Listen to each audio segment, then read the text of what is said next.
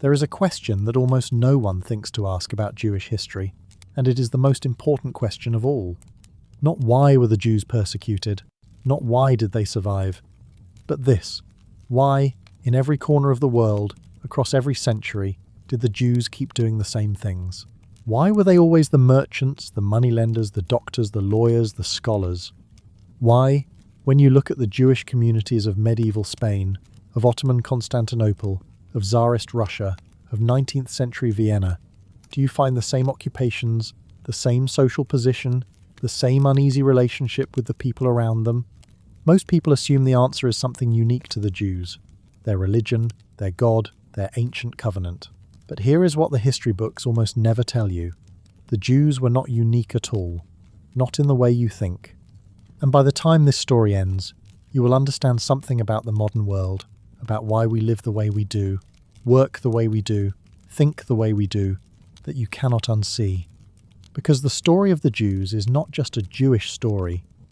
It is the story of how the entire human race learned to be modern. And it started, thousands of years ago, with a very simple problem. Every civilization needed people it could not afford to trust. Chapter 1. Strangers by Trade, the world's original middlemen.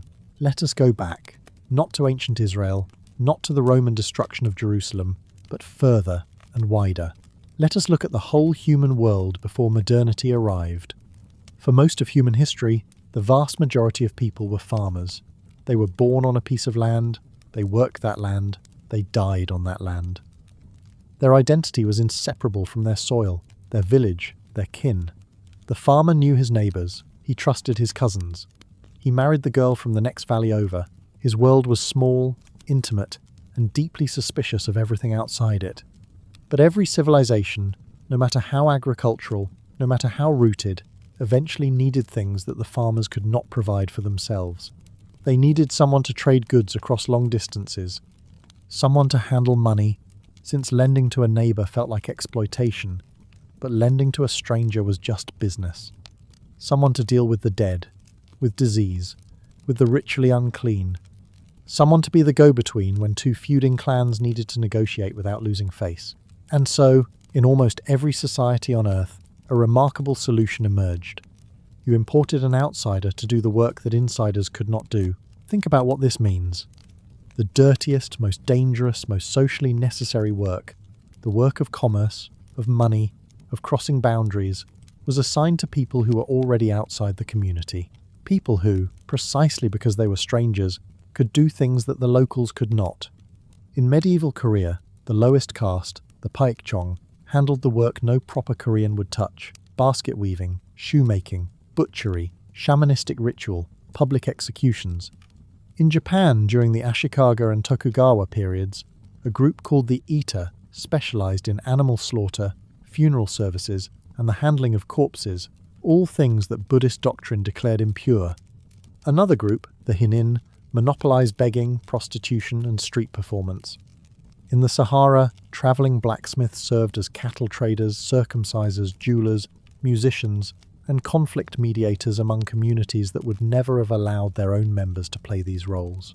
In Africa, in the Sahel region stretching across what is now Mali, Sudan, and Ethiopia, specialist craftsmen and wandering performers moved from village to village, providing services that the settled farming communities around them regarded as simultaneously essential and somehow dangerous. The Fuga people of southern Ethiopia were ritual specialists and entertainers, woodcarvers and potters, who existed on the edge of society, needed by everyone, fully accepted by no one. In Europe, the Romani people, the ones Europeans called gypsies, made their living through tinsmithing, knife grinding, chimney sweeping, horse trading, fortune-telling, jewellery making, and itinerant commerce. They were everywhere and nowhere, useful and despised, essential and expelled. And the Jews? The Jews were doing the same thing. The same occupations, the same social position, the same combination of indispensability and hostility.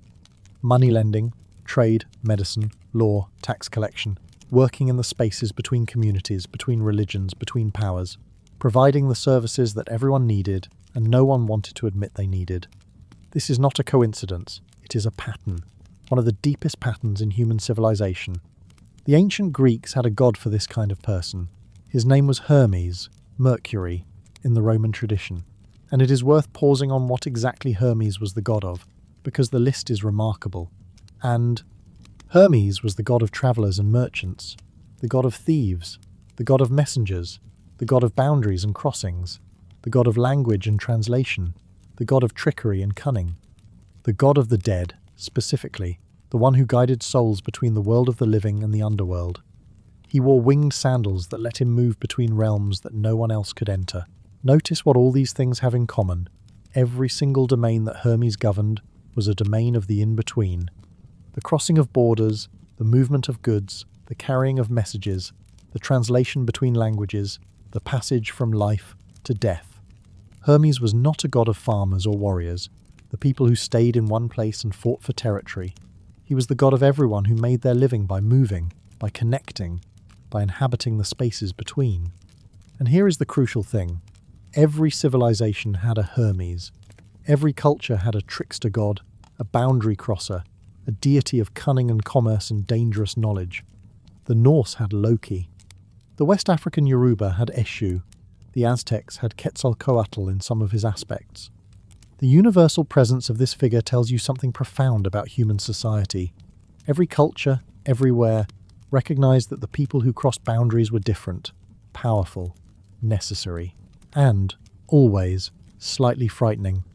Because the stranger who comes from outside the community brings things you cannot get from your neighbours, but he also brings things you cannot control. He carries knowledge of other worlds, other ways, other possibilities. The farmer who never leaves his village can be perfectly understood. The merchant who arrives from 100 miles away, who speaks with a different accent, who worships a different god, he is a window and a threat at the same time. The name Hermes itself comes from the Greek word for a pile of stones, the kind of cairn that marked boundaries and crossroads in the ancient world. Hermes was, literally, the god of the boundary marker, the deity of the threshold. And the people who served him, the merchants, the craftsmen, the healers, the performers, the go-betweens, were people of the threshold. They lived on the edge. They worked in the space between inside and outside, between us and them, between the clean and the unclean. Now here is something that seems paradoxical at first, but makes perfect sense once you understand the logic of the stranger's trade. These communities of professional outsiders, the Jews, the Romani, the Armenians, the Parsis of India, the Chinese merchants of Southeast Asia, the Lebanese traders of West Africa, they did not simply happen to be different from the people around them. They worked at being different. They maintained their difference deliberately, carefully, generation after generation, as a professional strategy. Think about why. If a Chinese merchant in a Malay village became completely indistinguishable from his Malay customers, adopted their language, their religion, their customs, their ways of doing business, what would happen? He would lose his competitive advantage. His value to the community came precisely from his connection to a wider network, from his access to goods and information that the local people could not obtain themselves, from his ability to cross boundaries that the locals could not cross. An observer in the 1970s studied two communities of Mon people in Thailand. The farmers among them identified as Thai. They rarely spoke the Mon language and claimed not to know it well. The traders, by contrast, identified fiercely as Monday. They spoke Mon proudly and used it constantly. Why? Because the traders' ethnic identity was their business license. It announced to their customers, "I am from somewhere else. I have connections you do not have. I can get things for you that your neighbours cannot." This insight cuts to the heart of why these communities maintain such strict separation from the people around them. The food taboos, the endogamy, marrying only within the group, the distinct languages, the separate neighbourhoods, the ritual markers of difference. All of these were not simply cultural customs, they were professional tools. They maintained the boundary that made the stranger's trade possible. The Book of Deuteronomy states it with remarkable clarity. You may charge interest from a foreigner, but not from your brother. The implication is obvious. If you want to be in the lending business, you need to be a foreigner. Insider obligations, the reciprocity, the generosity, the inability to demand repayment from kin are fatal to commerce. The stranger is free of these obligations. That freedom is worth preserving. The Jewish house in a Ukrainian village did not look like the houses around it. It was not because there was a distinct Jewish architectural style. There was not. It looked different because it had never been painted or repaired or decorated to match its surroundings. It was a dry shell, deliberately maintained as a shell, while the real treasure, the community, the memory, the network, was kept inside. This was not poverty, this was policy. The Parsis of India offer perhaps the clearest illustration of how this system worked and what it could produce. The Parsis were Zoroastrian refugees who fled Muslim-dominated Persia in the 8th century and settled in Gujarat, on the western coast of India. They were outsiders in every sense: foreign religion, foreign customs, foreign origin. But they occupied a crucial middle position between the European traders arriving by sea and the Indian interior. They spoke the languages of both worlds. They were trusted by neither side completely, and therefore trusted by both sides enough. By the 19th century, the Parsis had become the dominant bankers, industrialists, and professionals of Bombay.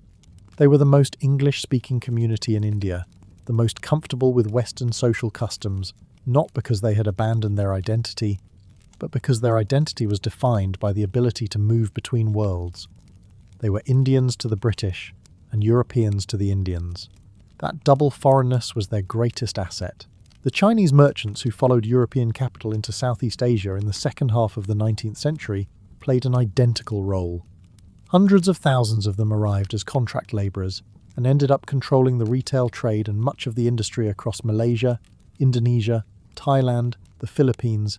They formed tight community networks, credit associations, dialect groups, family guilds that gave them access to capital and trust that their competitors could not replicate. They were not accepted by the societies they entered. They were not citizens. They were taxed differently, restricted differently, resented differently, and they prospered.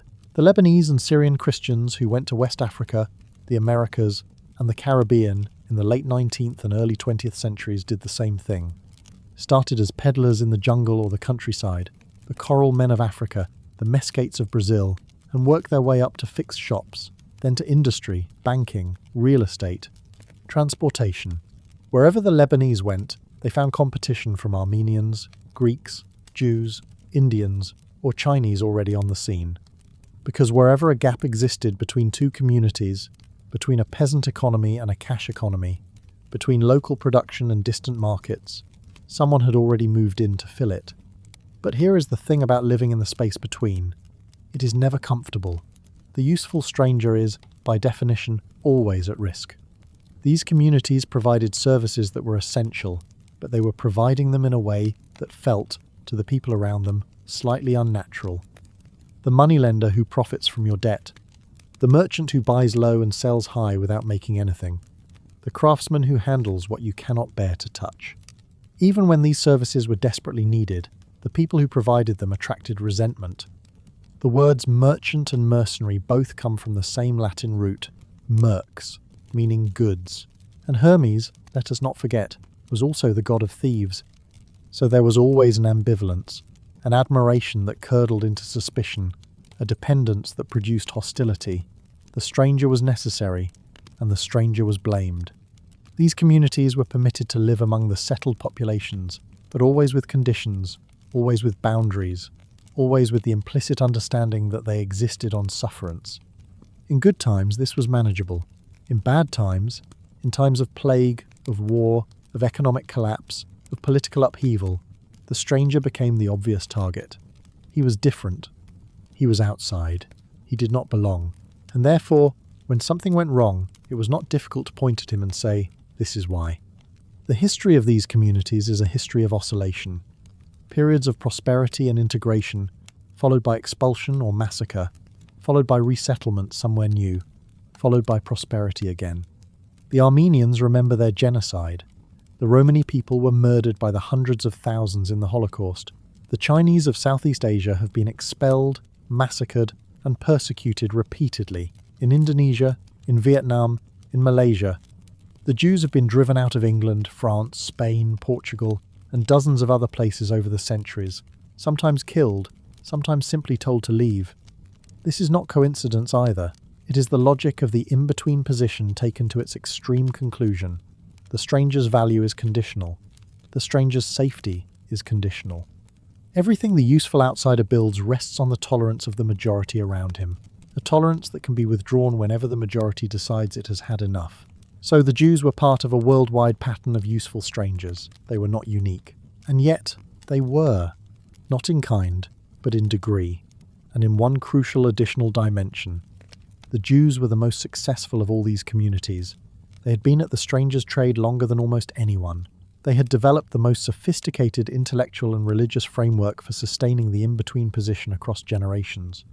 The dietary laws, the marriage restrictions, the Sabbath observances, the elaborate textual tradition, all of these created a community that could maintain its coherence across centuries of dispersion, across dozens of countries, across radically different host cultures.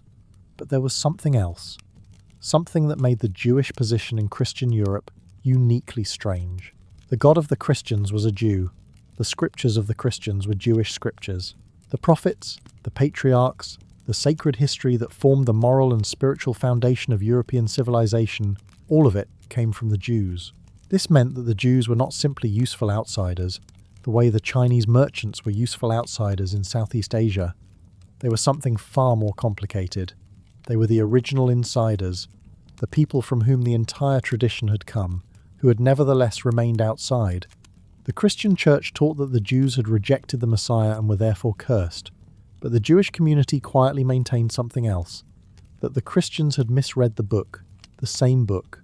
They were arguing about the same text, in a civilization built on that text, and neither side could simply ignore the other. And so the Jews occupied a position that was more paradoxical, more entangled, and ultimately more volatile than any other community of professional strangers. They were not simply foreign, they were hauntingly familiar. They were the reflection in a mirror that the European tradition could not stop looking at.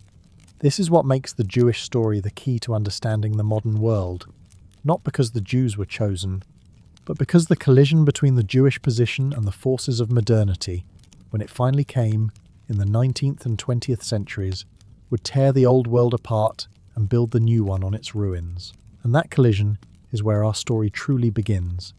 Chapter 2. The Prophecy of Modernity. Why the modern world was built for people like the Jews. So now you understand what the Jews were. Not a mystery, not an exception. One of dozens of communities across human history that made their living in the in-between. The traders, the healers, the moneylenders, the go-betweens who wore Mercury's sandals and crossed the borders that everyone else refused to cross. But here is where the Jewish story stops being a story about one particular group of useful strangers and becomes a story about all of us. Because something happened in Europe over the course of the 18th and 19th centuries that had never happened before in the history of the world. The entire civilization began, slowly and then with tremendous speed, to reorganize itself around the skills that the Jews had always possessed. The skills of the in-between, the skills of Mercury. And when that happened, when the world the Jews had always lived in became the world everyone was supposed to live in, everything changed. For the Jews, for Europe, for the entire modern era. The question is, why did this create catastrophe instead of triumph? Let us go back to the old order one more time to understand exactly what was lost and what was gained. In the medieval and early modern world, the social hierarchy was built on land and force. At the top sat the people who owned territory and commanded armies, the aristocracy, the warrior class, the lords of the earth. At the bottom laboured the people who worked that land, the farmers, the peasants, the millions of men and women whose lives were defined by a specific piece of soil they could never leave. Commerce existed, of course. Trade existed. Cities existed. But they were considered secondary, even slightly disreputable. The nobleman did not negotiate prices. The knight did not calculate interest. These activities were necessary. Every civilization needs them. But they were assigned to the margins, to the people who, by definition, did not fully belong. Then, across several centuries, everything inverted. Commerce became the engine of civilization. Cities swallowed the countryside. Knowledge replaced ancestry as the primary source of social power. The printing press turned reading from a clerical privilege into a mass activity. Trade routes expanded until they connected every corner of the globe. Banking and finance became so important that governments could not function without them. And the professions that had always existed at the edge of respectable society, medicine, law, journalism, finance, science, exploded in size and status until they became the defining institutions of the modern world. In other words, the things that had always been considered somewhat unworthy, money, trade, city life among strangers, learning as a tool of advancement, became the foundations of the new order. The occupations of the in-between became the centre. Mercury dethroned Apollo, and the people who had spent centuries living Mercury's life, practicing Mercury's skills, building Mercury's networks, those people suddenly found themselves in a world that had been redesigned, without realizing it, in their image. The great sociologist Max Weber spent years trying to explain why capitalism emerged in Protestant Northern Europe rather than in Catholic Southern Europe or anywhere else. His answer was famous. The Protestant Reformation had created a new kind of person, someone who believed that hard work, thrift, and the accumulation of wealth through investment were morally virtuous, even signs of divine favour. The Protestant could pursue profit and remain a good person at the same time. He could be a moneylender and still go to heaven. Weber was right, but he stopped his analysis one step too early, because what the Protestant Reformation actually did, beneath all its theology, was teach Northern Europeans to behave more like Jews. Think about what the Reformation abolished. It abolished the professional priesthood as an intermediary between the individual and God. Every believer now had to read the scriptures himself, interpret them himself, stand before God as an individual accountable for his own soul. The church became less like a feudal institution and more like a school, what the Jews called a shul, which means simply school. The moral expert became less like a priest and more like a teacher, what the Jews called a rabbi. Every believer became, in some sense, a scholar. Moses had once prayed that all of God's people might be prophets. In Protestant Europe, 3,000 years later, something like that wish was finally being granted. And the economic ethic that emerged from this transformation, save, invest, work with discipline, treat wealth as a responsibility rather than a pleasure, defer gratification, plan for the long term, this was not a Protestant invention. This was what Jews had been doing for 1,000 years, not because God commanded it in so many words, because it was the only strategy that worked when you could not own land, could not hold public office, could not join the guilds, could not plant roots anywhere for longer than the next expulsion. Your only security was portable wealth. Your only inheritance was your children's education. Your only protection was being so indispensable that the people around you could not afford to get rid of you. The Scotsman who left his village, moved to a city, started a business among strangers, and built his fortune through thrift and hard work. The poet Heinrich Heine described this kind of person perfectly. He was a Jew who ate pork, a Jew without the tribe, God's chosen people, of exactly one. Now, something remarkable happened when this newly Mercurified Europe opened its doors to Jewish participation. The results were so extreme that most history textbooks quietly understate them, because to state them plainly sounds like something it is not. In Vienna, at the turn of the 20th century, Jews were roughly 1 in 10 of the general population, but they were nearly 2/3 of the city's lawyers, half its doctors and dentists, roughly half of its medical school professors, about 1/4 of its university faculty, between half and 2/3 of its professional journalists. In Hungary, at roughly the same period, 6 in 10 doctors were Jewish, half the lawyers, more than 1/3 of the private engineers and chemists, more than 1/3 of the editors and journalists. In Berlin, in the prosperous decades before the First World War, about half of all private banking houses were owned by Jewish families. As the great dynasty names of European finance, Rothschild, Bleichroder, Oppenheim, Seligman, were Jewish family partnerships, with brothers and cousins stationed across different European capitals, moving money and information across borders that their neighbours could barely cross. In the German Empire at the beginning of the 20th century, Jews made up less than 1 in 100 of the general population. They made up nearly 1/3 of the wealthiest families. Why were the numbers so extreme? Not one reason, but 4, layered on top of each other. The first is history. For centuries, Jews had been legally excluded from owning agricultural land, from holding public office, from joining most craft guilds. The only channels open to them were trade, finance, medicine, and law. Generation after generation poured their ambitions and resources into these channels exclusively. By the time modernity arrived and threw them open to everyone, Jewish families had been training their children for precisely these professions for hundreds of years. Everyone else was starting from scratch. The second is culture. The Jewish tradition placed a unique emphasis on reading, not ceremonially, but analytically. Every Jewish male was expected to engage with complex texts, to argue interpretations, to master the art of reasoning from evidence. In the old world of the shtetl, the most admired man was not the wealthiest or the strongest, but the most learned. A poor scholar outranked a rich merchant who could not study. This translated, once the professional world opened up, into a structural advantage in every field built around the manipulation of complex written material, which is to say, every modern profession. The third is network. Jewish communities maintained dense webs of mutual credit, referral, and information across enormous distances. A merchant in Berlin had ties to merchants in Vienna, Odessa, and London.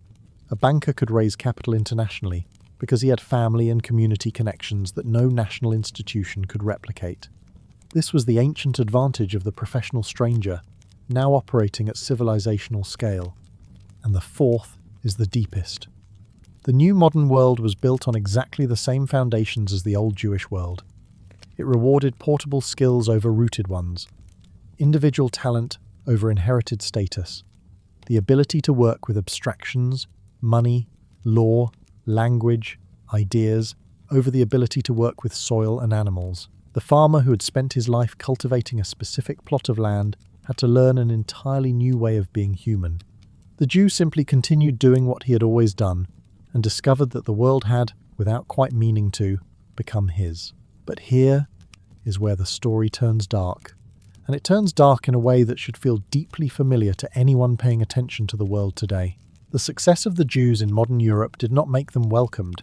It made them feared and resented in a new and far more systematic way than anything the old religious hostility had produced. In the old world, hostility toward Jews had been primarily religious. They had rejected the Messiah. They were spiritually lost. The old persecution was cruel and often murderous, but it had a logic everyone understood. Convert, and you could belong. Many Jews did convert, and were absorbed, more or less, into Christian society. In the new world of the 19th century, something shifted. The rise of nationalism, the idea that every people had a distinct identity rooted in blood and soil and shared history, transformed the nature of the Jewish question entirely. Because now conversion was not enough. Now the question was not what you believed, but what you were. And what you were was determined by your ancestry, your blood, your origins, not your choices. And what the Jews were, according to this new logic, was permanently and essentially foreign. Think about this from the perspective of a German nationalist, or a French nationalist, or a Hungarian nationalist in the 1880s. You look around your modern city, and you see Jews everywhere in the positions that matter. Writing for the newspapers, arguing in the courts, managing the banks, teaching in the universities, producing the plays and operas that shape public taste. And you have to decide what this means. One interpretation: these people simply got here first. They practiced the skills of modernity for longer than anyone else, and they are winning in a fair competition. Uncomfortable, but manageable. A second interpretation: this is not a fair competition at all. The Jews are not simply skilled individuals. They are a tribe, operating through hidden loyalties and invisible networks. Their apparent success in the open meritocracy is a facade behind which Jewish family solidarity gives them an advantage that no outsider can overcome. This second interpretation had just enough truth in it to be catastrophic. The networks were real, the family partnerships were real, the communal ties were real. But the interpretation that this was malicious, conspiratorial, a plot against the nation, was a fundamental misreading. It took a sociological pattern and transformed it into a moral accusation. It took the logic of the useful stranger and turned it into the logic of the dangerous enemy. And once that accusation took root, it was nearly impossible to uproot. Here is the deepest paradox of the modern age, and it is one that historians still struggle to fully explain. Modernity created the conditions for Jewish success, and then modernity, in the form of nationalism, turned that success into a crime. Nationalism promised every people a homeland, every tribe a state, every language, a literature and a history and a sacred landscape. It told the farmer that his soil was holy. It told the aristocrat that his ancestors were heroes. It told every European that he belonged somewhere, that the ground beneath his feet was his by right of birth. But what did it offer the Jews? The Jews, who had no uncontested homeland, whose ancestors were in a book rather than in a graveyard down the road, whose language was sacred but not tied to any specific territory, whose identity crossed every national border. What did nationalism offer them? Nothing. Or rather, it offered them a choice between two equally untenable positions. Option 1. Stop being Jewish. Assimilate completely. Give up the language, the traditions, the community ties, the distinctive identity. Become French or German or Hungarian, without qualification. This worked, sometimes, for individuals, but it could never work fully because nationalism increasingly defined belonging by blood rather than by choice. You could give up everything that made you Jewish and still be pointed at as a Jew. Option 2. Remain Jewish. Maintain the community, the traditions, the networks, but accept that you are permanently a guest in someone else's national home, tolerated at best, targeted at worst, always one political crisis away from being blamed for whatever had gone wrong. Hannah Arendt, who understood this trap better than almost anyone, said it plainly. In a nationalized Europe, the Jews were the only truly European people, the only group whose identity crossed the new national borders, and in a world where crossing borders was becoming suspicious, this was not a compliment. It was a bullseye painted on their backs. By the end of the 19th century, the Jewish situation in Europe had become what you might call an impossible equation. Too successful to be ignored, too foreign to be fully accepted, too scattered to be protected, too visible to be left alone. And so, out of this impossible situation, came three of the most powerful intellectual movements of the modern era, each one a different answer to the same question, each one proposed primarily by Jews, each one reshaping the world in ways that we are still living with today. The first answer was Freud's. Sigmund Freud, the son of a Jewish wool merchant from Moravia, looked at the Jewish condition, the alienation, the anxiety, the feeling of being perpetually outside, never quite at home, and said, "This is not a Jewish problem. This is the human problem. Every person who enters civilization carries the same wound. Every person who learns to function in a modern society has had to repress something, sacrifice something, give up some tribal belonging, some animal freedom, some unconditional love. The Jews were simply the first people to experience this condition at full intensity, because they had been living inside it for longer than anyone else. The cure was not to become less Jewish. The cure was to understand ourselves. Psychoanalysis was not a Jewish therapy. It was a therapy for everyone who had become, in the modern sense, alone. The second answer was Marx's. Karl Marx, the grandson of a rabbi, looked at the Jewish condition and said, "The problem is not the Jews. The problem is capitalism. The things people call Jewish, the obsession with money, the rootlessness, the prioritizing of abstract exchange over productive labor, the reduction of human beings to their economic function, these were not Jewish characteristics. They were capitalist characteristics." Modernity had made the whole world Jewish, had turned everyone into a dealer in abstractions, an alienated individual cut off from land and community and honest toil. The solution was not to liberate the Jews from capitalism, it was to liberate everyone from capitalism, after which the Jewish question, along with every other question capitalism had created, would dissolve. The third answer was Herzl's. Theodor Herzl, a Viennese journalist who had stood in Paris and watched a crowd chant for Jewish blood over a manufactured treason accusation, looked at both of the other answers and concluded they were fantasies. The Jews would not be saved by therapy. They would not be saved by revolution. They would be saved only by what every other people in the modern world already had, a state of their own. Not assimilation into someone else's nation, not the hope of a universal brotherhood that had so far failed to materialize. A real country with real borders, a real army, and a real flag. And to get it, the Jews would have to do something almost unimaginable. They would have to stop being what they had always been. The eternal wanderers would have to become farmers and soldiers. The people of the book would have to become the people of the plough. Three answers, three visions of what the 20th century should look like, Three enormous experiments that millions of people would stake their lives on. And behind all three, the same unbearable question. In a world that had made everyone into a Jew, what was the Jew supposed to do now? We are about to find out. Because in the early years of the 20th century, one of the greatest empires in human history began to collapse, and the shockwave it sent through the Jewish world would force millions of people to choose, suddenly and without warning, which of those three answers they believed in. That empire was Russia, and the story of what happened there is where our century truly begins to tear itself apart. Chapter 3. The First Love, Jews and the Russian Revolution. So we have arrived at the moment where the abstract becomes flesh, where the question that modernity posed, what is the Jew supposed to do in a world that has made everyone into a Jew, stopped being a philosophical puzzle and became a matter of life and death for millions of real people. We left the story at a kind of crossroads, three enormous intellectual movements, Freudianism, Marxism, Zionism, had each offered a different answer to the Jewish dilemma. And somewhere in Eastern Europe, behind a vast invisible boundary that the Russian Tsars called the Pale of Settlement, several million Jews were waiting to see which answer history would choose for them. The Pale was not a wall of stone.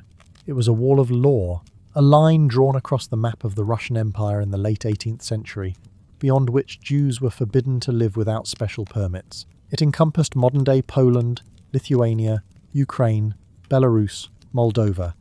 It was, in effect, the largest open-air ghetto in human history, home to the largest Jewish population anywhere on Earth, crowded into small towns called shtetls, living by trade and craft among a sea of Ukrainian and Polish and Lithuanian peasants, practicing the ancient Mercury's trade with the same skill and the same vulnerability as their ancestors had done for 1,000 years.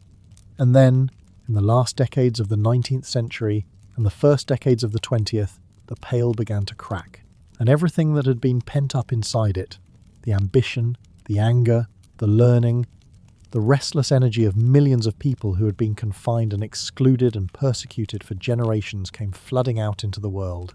And what it flooded into, more than anything else, was the Russian revolutionary movement.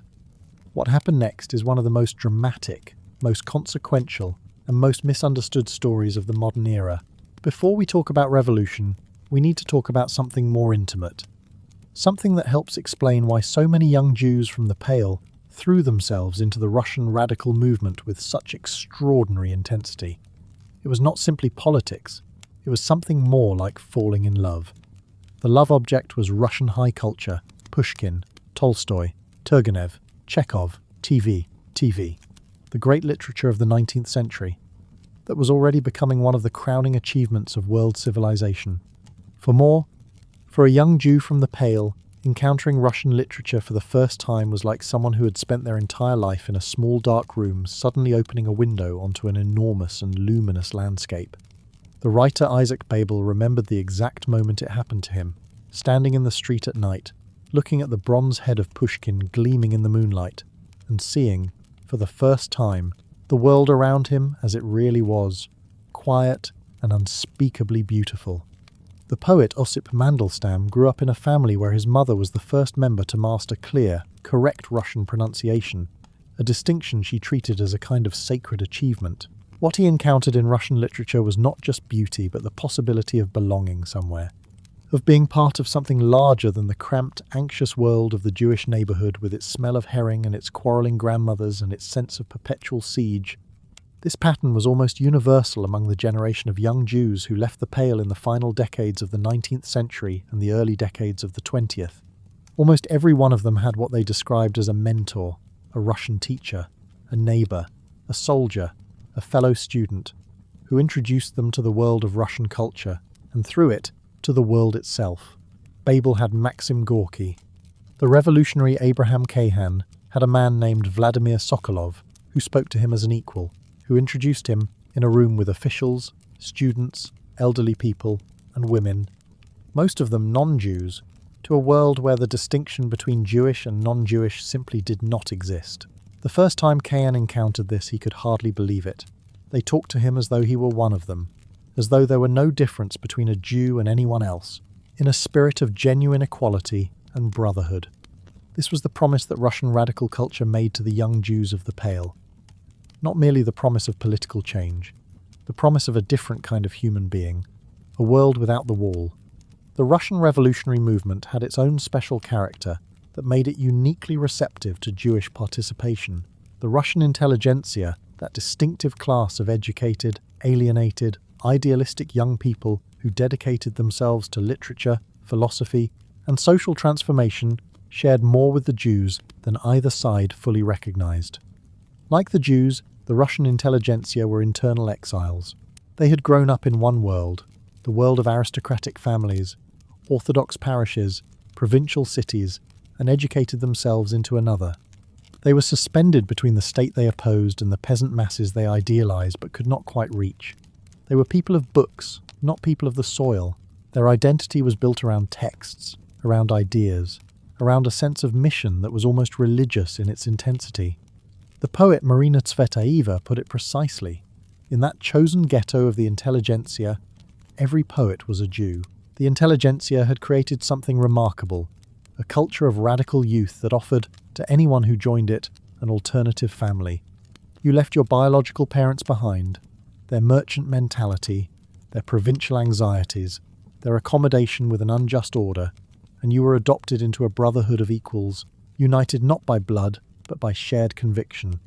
The circle, the reading group, the revolutionary cell, these were families of choice, built on the values that biological families could not provide: equality, openness, intellectual honesty, commitment to a future that transcended the petty concerns of the present.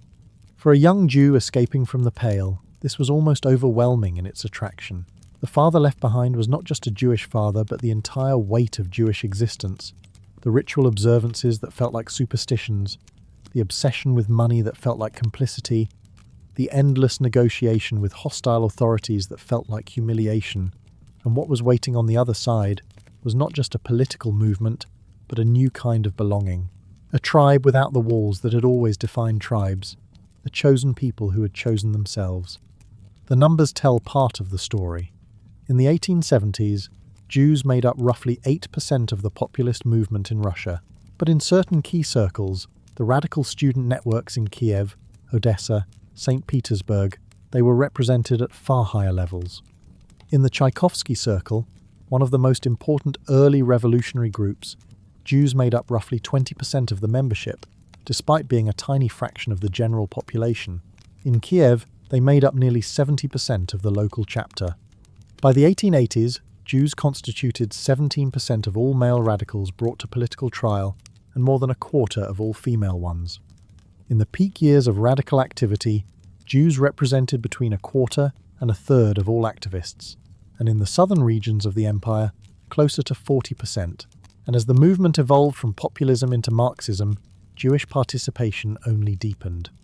The first Russian social democratic organization, the Group for the Emancipation of Labor, founded in the year 1883, had 5 members, 2 of them Jewish.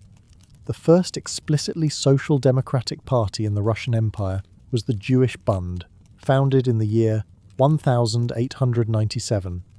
At the Second Congress of the Russian Social Democratic Labour Party in the year 1903, Jews made up at least 37% of the delegates.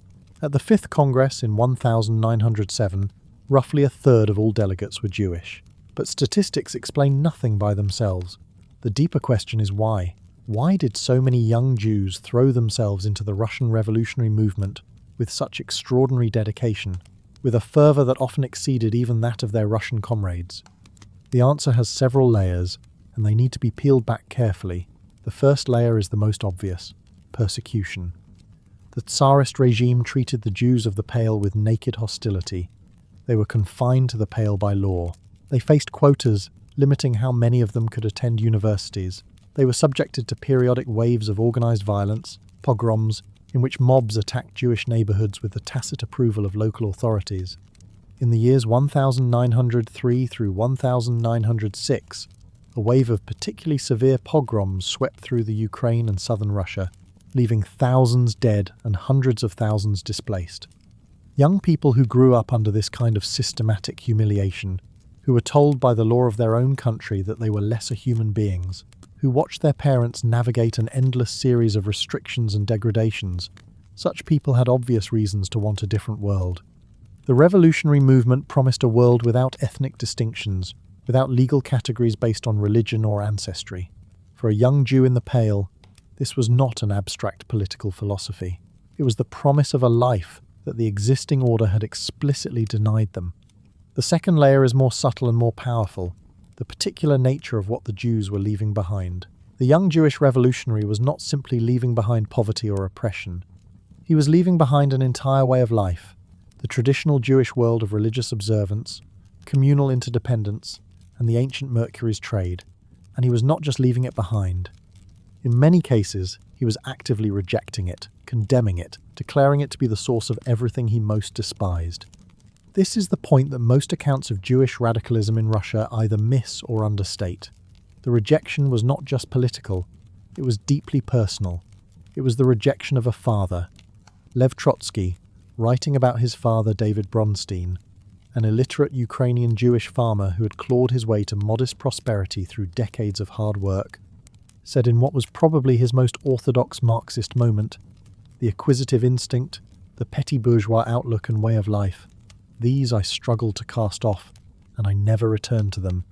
Leon Trotsky's father was not a bad man. He was, by any ordinary measure, an admirable one. But in the logic of the young revolutionary, the father represented everything that the world needed to be saved from. The narrow horizon, the obsession with survival, the willingness to accommodate an unjust order in exchange for a slightly less miserable existence. The sociologist who studied this pattern across dozens of revolutionary memoirs found the same structure everywhere.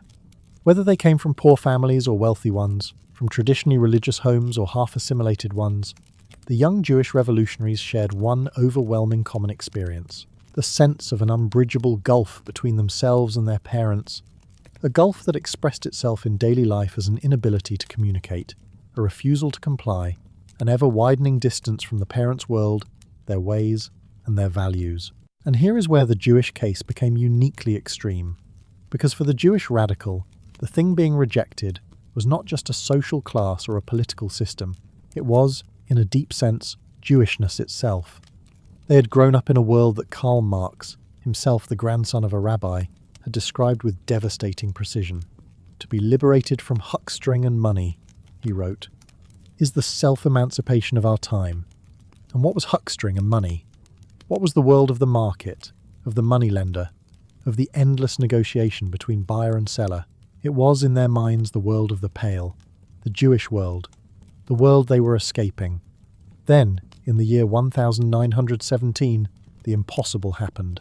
300 years of Romanov rule collapsed in a matter of days. The Tsar abdicated. The ancient order of the Russian Empire, which had seemed as permanent and immovable as the land itself, simply dissolved. And into the space it left, the Bolsheviks, Lenin's party, the most radical and disciplined of the revolutionary factions, moved with decisive speed. For the young Jews who had spent years in radical circles, in reading groups, in prison cells, in Siberian exile, this was the moment they had dreamed of. The moment that justified everything: the abandoned families, the years of sacrifice, the faith in a future that had sometimes felt like pure fantasy. And they threw themselves into the revolution with everything they had.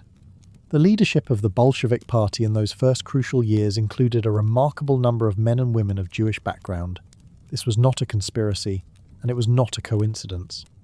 It was the natural result of the pattern we have been tracing. The young Jews of the Pale had been overrepresented in the radical movement for decades.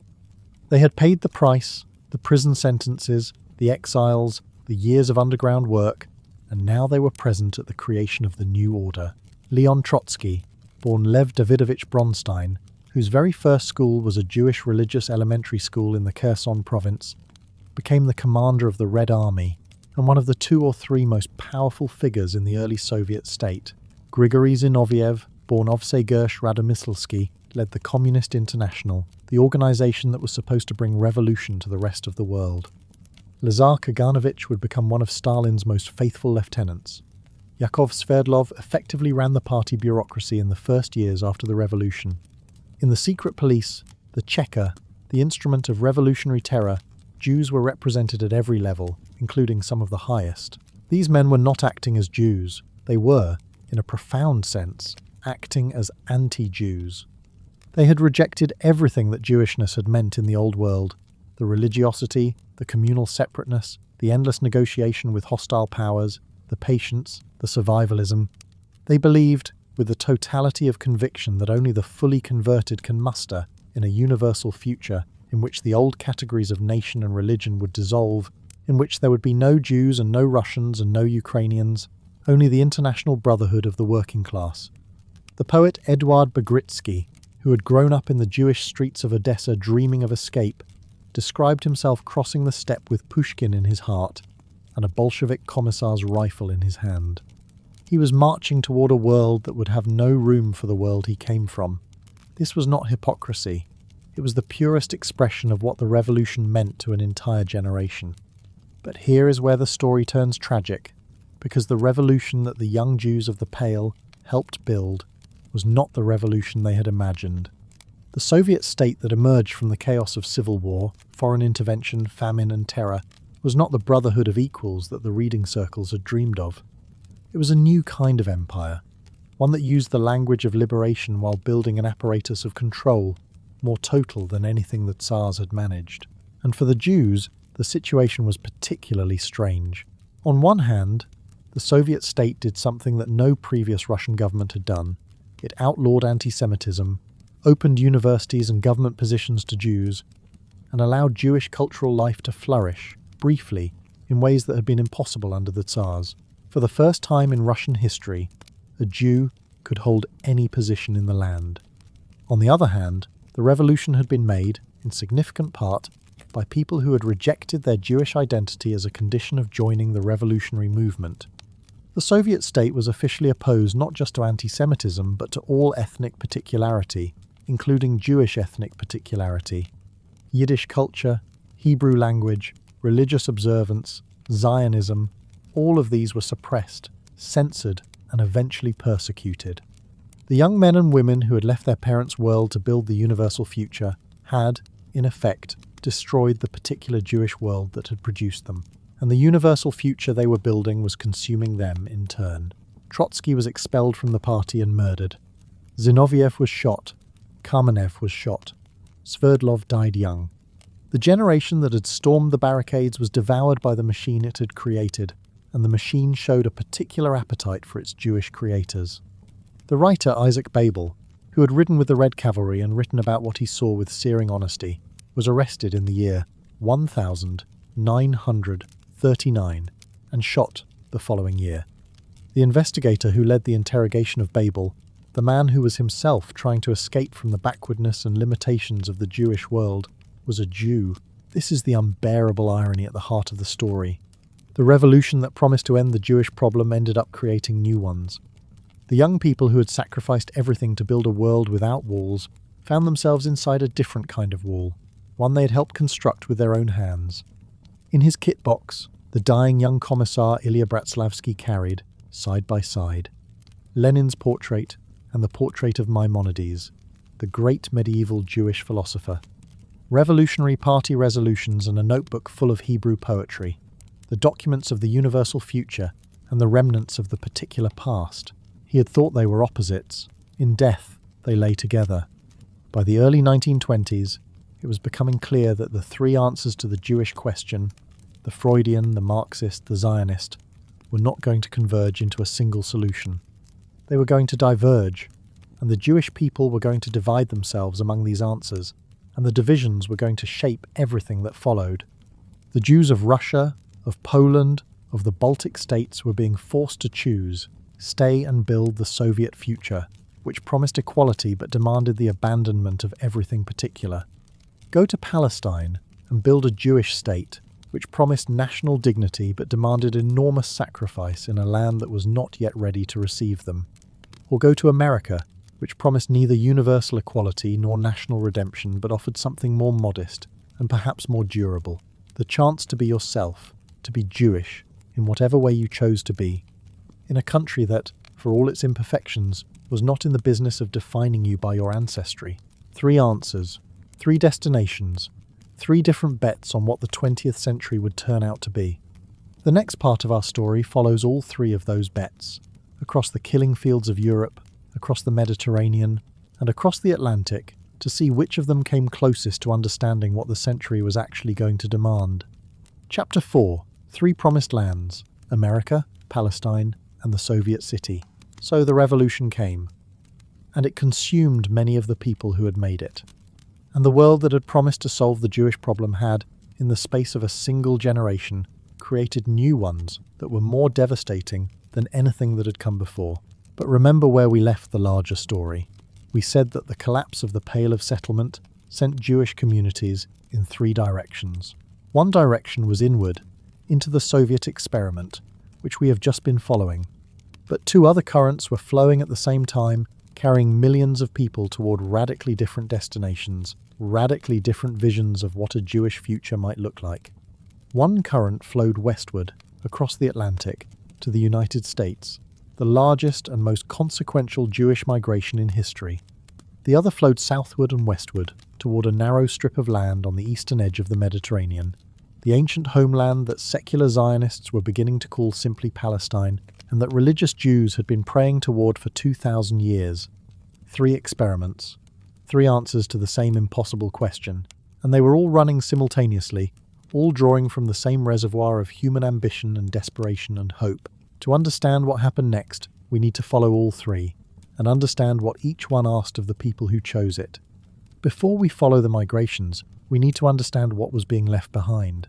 Because the world that several million Jews abandoned in the decades between roughly the year 1880 and the year 1940 was not simply a place of poverty and persecution, though it was certainly those things.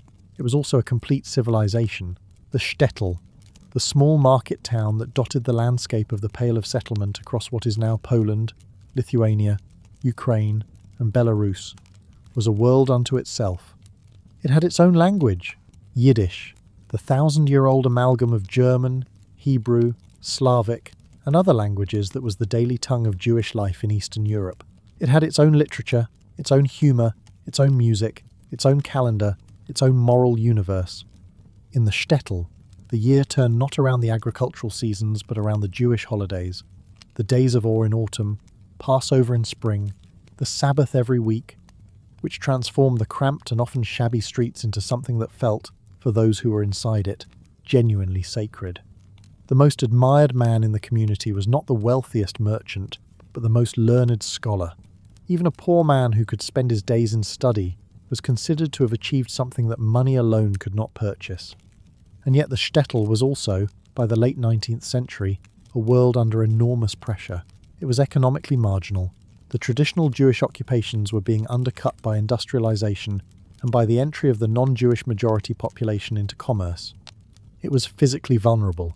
The pogroms of the 1880s and the terrible wave of violence between 1903 and 1906 made it unmistakably clear that the tolerance of the surrounding society had strict and brutal limits. And it was culturally besieged, the pull of the modern world, in the form of Russian literature, secular education, socialist politics, and the tantalizing promise of a life beyond the pale, was drawing its most energetic young people away. The shtetl was producing its own gravediggers, and they knew it and did it anyway, because they could not stop themselves. The choice to leave was almost never easy, and it was almost always made. Between the year 1880 and the year 1924, approximately 2 million Jews left the Russian Empire and its territories for the United States. This was one of the largest and most rapid mass migrations in human history, and it transformed both the Jewish people and America in ways that are still working themselves out today. What drew them to America? Not Zionism and not socialism. Not a grand ideological vision of what a better world should look like. Something more modest, more practical, and in the end more durable. The chance to live without being persecuted for what you were. America in the late 19th century was not a paradise. It was a country of savage inequality, brutal labour conditions, rampant corruption, and casual racial and ethnic discrimination. The immigrants from the Pale arrived to work in sweatshops, to live in the crushing density of the Lower East Side of New York, to compete for survival in an economy that did not particularly care whether they lived or died. But America offered something that Russia had never offered, and that Palestine did not yet have to offer: the basic indifference of the state to your religious identity. The American government did not care whether you were Jewish.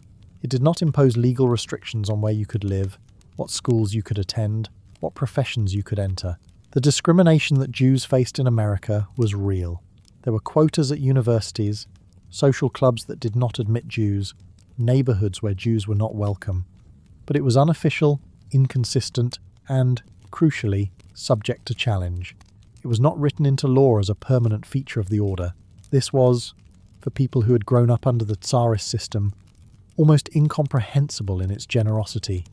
The result was an explosion of energy. The Jews who arrived in America brought with them everything they had always had: the literacy, the family networks, the tradition of learning, the adaptability, the hunger for advancement that centuries of exclusion had concentrated and sharpened. And they found a country that, for all its imperfections, was structured in a way that allowed those qualities to translate directly into success. Within 2 generations, the children and grandchildren of the sweatshop workers were doctors, lawyers, professors, journalists, scientists, businessmen. The pattern that had played out in Vienna and Budapest and Berlin, the overrepresentation of Jews in the educated professions, repeated itself in New York and Chicago and Boston, but without the political backlash that had made those European successes so precarious. The great sociologist Thorstein Veblen, watching this process in the early 20th century, tried to explain the remarkable intellectual productivity of the American Jews. His answer was precise and unsentimental. The Jew who entered the modern secular world was freed from both the intellectual constraints of traditional Jewish life and the intellectual constraints of the non-Jewish majority culture. He stood between 2 worlds, belonging fully to neither, and that position of permanent marginality, that enforced perspective of the outsider, was the source of an unusual capacity for critical thought and creative insight. The Jew was the ideal modern intellectual because he was permanently slightly homeless. America, in this reading, was not the promised land of Zionist imagination or the brotherhood of Marxist dreams. It was something more interesting, a society that had accidentally discovered how to convert the ancient disadvantage of the professional stranger into a competitive advantage. By treating the Jews as individual citizens rather than as a collective problem, America unlocked energies that the European systems of containment and exclusion had merely compressed. But America demanded something in return, not conversion exactly, not the abandonment of Jewish identity, but a particular relationship to that identity, one that was private, voluntary, and compatible with public participation in a shared civic culture. The American bargain was, you can be Jewish at home and in your community, but in public life you are an American first. Your Jewishness is your own business. For many Jews, this was a liberating arrangement. For others, it felt like a different kind of erasure, the slow dissolution of a distinct civilization through benign absorption rather than violent persecution. The intermarriage rates among American Jews, which were negligible in the immigrant generation, began to rise steadily with each subsequent generation. By the end of the 20th century, they would be transforming the character of American Jewish life in ways that the founders of the great Jewish immigrant community could never have imagined. America did not solve the Jewish question. It transformed it into something more manageable and more quietly corrosive. The Zionist answer to the Jewish question was the most dramatic, the most ideologically ambitious, and in some ways the most philosophically paradoxical of the 3. Its core proposition was this: the Jews are suffering because they are living as a minority among other peoples. The solution is to make them a majority in a land of their own. But to do this, they must first transform themselves. They must cease being the people they have been for 2,000 years and become something entirely different. This was the audacity of Zionism that most people, looking back on it, do not fully appreciate. The Zionist founders were not simply proposing to give Jews a state. They were proposing to create a new kind of Jew, one who had never existed before in the long history of the Jewish people. The Jew of the Pale was a city dweller, a merchant, a scholar, a craftsman, a professional. He lived among non-Jews, depended on non-Jews for his economic existence, negotiated with non-Jews for his survival. He was, in the deepest sense, the professional stranger, the Mercury figure we have been following since the beginning of this story. The Zionist vision required this Jew to become the exact opposite: a farmer, a soldier, a man who worked the land with his hands and defended it with his body, a man who owed his existence to no one but himself and his community, a man who was rooted, not in books or in networks or in the ancient art of the in-between, but in soil, in a specific piece of earth, in a homeland. Theodor Herzl, the founder of modern Zionism, was a Viennese journalist who had watched the Dreyfus Affair, the false accusation of treason against a Jewish French army officer, with mounting horror. He had believed in assimilation. He had believed that if Jews became educated, cultured, productive members of European society, the anti-Semitism would fade. The Dreyfus Affair showed him, in the most brutal possible way, that he was wrong. The Jews could be as French as any Frenchman. They could serve in the army, speak the language without an accent, love the literature, believe in the Republic, and when the moment of crisis came, they would still be pointed at as Jews. Herzl's response was not despair, but a kind of fierce, almost theatrical determination. If Europe would not accept the Jews would build their own Europe. Not a continuation of the ghetto and the shtetl, but a modern state, with a parliament and an army and universities and industries, and all the apparatus of national life that every other people on earth apparently took for granted.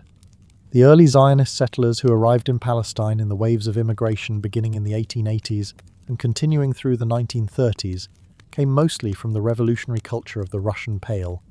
They were young, secular, ideologically intense, and utterly committed to transforming themselves into something new.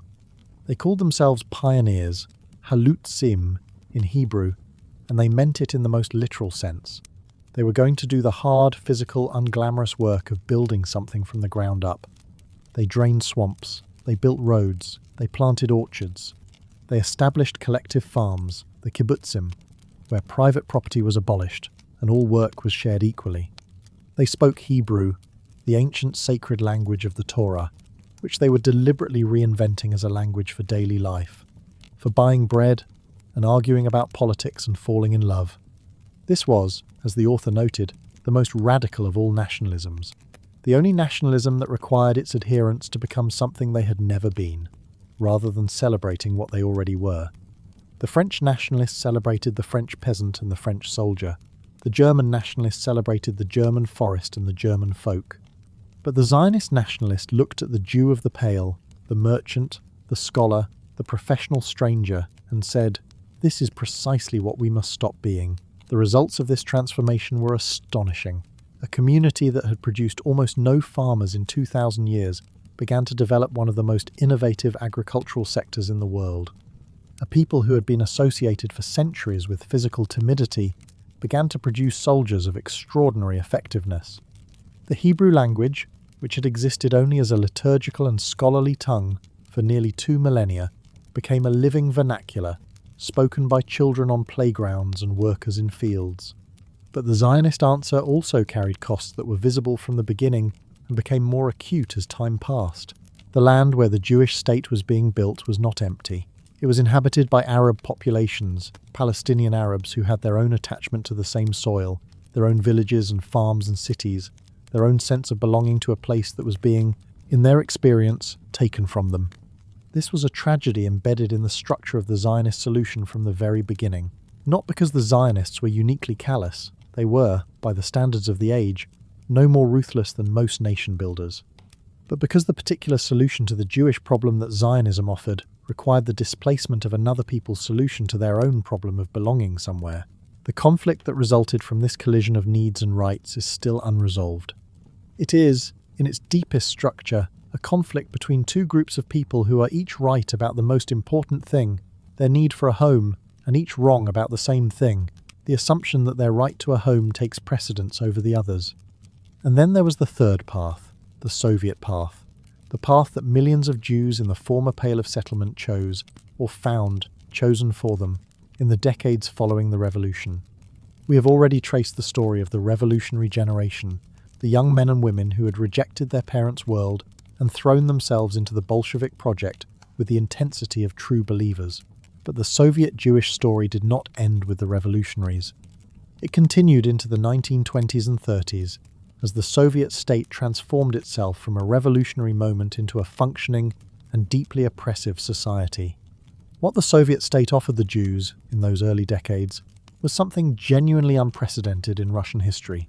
Formal equality, the legal restrictions of the Tsarist era, were abolished. The Pale of Settlement was dissolved. Jews could live anywhere, attend any university, enter any profession, hold any government position. The barriers that had constrained Jewish ambition for centuries were, officially, gone. And Jews moved into the spaces that opened up with a speed and energy that astonished observers.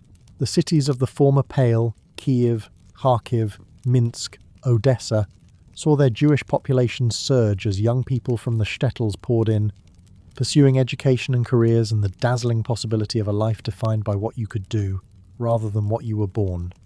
By the 1920s, Jews were overrepresented in the Soviet-educated and professional class to a degree that rivaled the most extreme statistics from pre-war Vienna or Budapest. They were in the universities, in the government ministries, in the arts and sciences, in the bureaucracy of the Communist Party. The ancient Mercury skills, literacy, numeracy, adaptability, the capacity to navigate complex institutions were perfectly suited to the demands of the new Soviet system, which needed educated people desperately and had relatively few of them. But the Soviet path asked for something in return that was, in its own way, as demanding as what America and Palestine asked for. It asked the Jews to stop being Jewish. Not in the private sense, not to abandon their families or their memories, but in every public sense. Yiddish culture could exist, for a time, in state-sanctioned forms. But Hebrew was suppressed, associated with Zionism, which was treated as a bourgeois nationalist deviation. Religious practice was officially discouraged and eventually persecuted. The organized Jewish community, with its institutions and its distinct collective identity, was dismantled. The Soviet state offered Jews the chance to belong to something universal: the international working class, the socialist project, the brotherhood of all peoples, on condition that they give up their particular belonging. You could be a Soviet citizen, a communist, a Russian speaker, a professional. You could not, in any meaningful public sense, be a Jew. For a generation that had been trying to escape from Jewish particularity anyway, that had grown up reading Pushkin and dreaming of a world without walls, this was not always experienced as a sacrifice. It was, for many, a liberation. The ancient burden of being different, of being the professional stranger, of maintaining the boundaries and the separateness that the Mercury life required, all of this could be set down. You could simply be a person, until you could not. The 1930s and 1940s brought the three experiments into collision with historical forces that none of them had been designed to withstand. In the Soviet Union, Stalin's terror consumed the revolutionary generation with systematic thoroughness. The Jews who had risen to positions of power in the party and the state were disproportionately represented among the victims, not because Stalin was primarily motivated by anti-Semitism, but because he was destroying the old revolutionary elite, and Jews were heavily represented in that elite. Trotsky was exiled and then murdered. Zinoviev and Kamenev were executed after show trials. Countless others were shot or sent to labor camps. The generation that had bet everything on the Soviet promise was devoured by it. And then, in the late 1940s, Stalin's anti-Semitism became explicit and systematic. The Jewish Anti-Fascist Committee, which had been used during the war to raise money and support from Jewish communities abroad, was dissolved and its leaders arrested and killed. The campaign against cosmopolitanism, the Soviet code word for Jewish cultural influence, targeted Jewish intellectuals, artists and scientists. The Doctor's Plot of 1952, in which a group of mostly Jewish physicians were falsely accused of plotting to murder Soviet leaders, seemed to be preparing the ground for a mass deportation of Jews from the cities to Siberia. Only Stalin's death in 1953 prevented whatever he had been planning.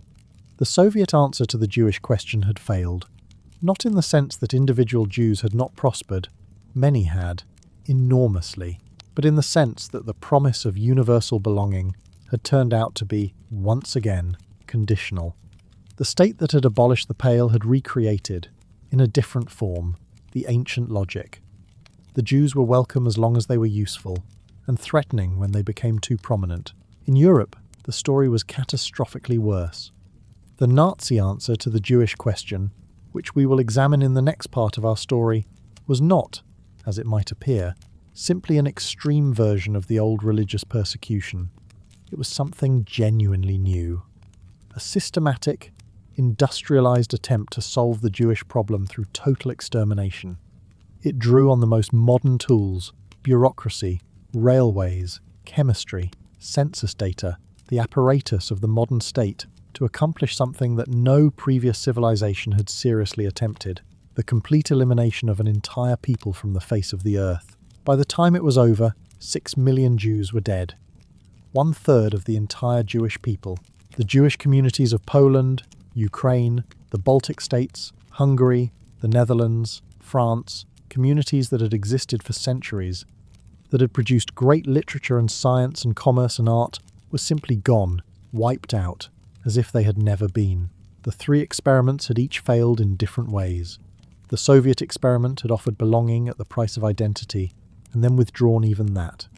The European Jewish communities had been destroyed before they could choose between the options modernity had offered them, and the American and Palestinian experiments were left, in the aftermath of the Holocaust, as the only remaining possibilities. In the years after the Second World War, as the survivors of the Holocaust tried to find their footing in a world that had been shattered, the reckoning began. The State of Israel was established in the year 1948, 2 years after the end of the war, as if the sheer extremity of what had happened in Europe had finally broken through the political obstacles that had blocked Zionist ambitions for decades. The survivors, who had nowhere else to go, who had tried to return to their pre-war homes in Poland and Hungary and found those homes occupied by strangers, or been met with indifference or hostility or outright violence, many of them made their way to the new state, carrying with them everything they had survived.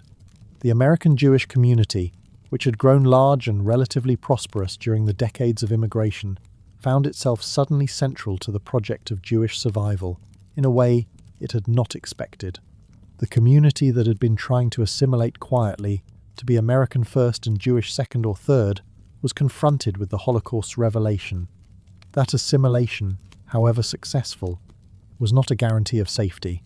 That the civilized, educated, thoroughly assimilated Jews of Germany had been murdered alongside the most traditional Jews of Poland, that belonging to a modern nation-state, participating in its culture, succeeding in its economy, none of it had been protection. The Holocaust did not resolve the debate between the 3 answers. It did something more complicated. It made all 3 answers feel simultaneously more urgent and more fragile. It made the need for a Jewish state feel undeniable, and it made the cost of building that state in someone else's homeland feel more morally complex. It made the American promise of equal citizenship feel precious, and it revealed the limits of that promise when tested by extremity. And it made the Soviet claim that the Jewish question could be dissolved into universal class solidarity feel, in retrospect, like a dangerous fantasy. What the century had proved, at terrible cost, was something that the author of this story had suspected from the beginning.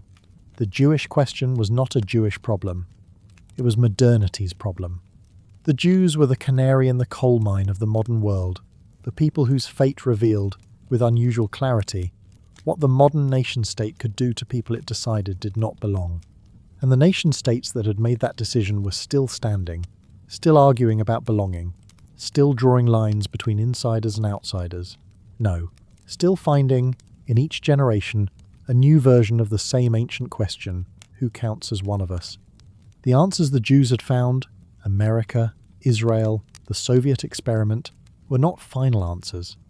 They were the first drafts of answers that the rest of the modern world was still working on. Chapter 5. The Century's Wound, Holocaust, Stalin, and the Price of Belonging. We left our story at a moment of apparent possibility. 3 experiments, 3 bets on the future. The Soviet cities filling with young Jews from the former Pale, climbing faster than anyone into the new educated class.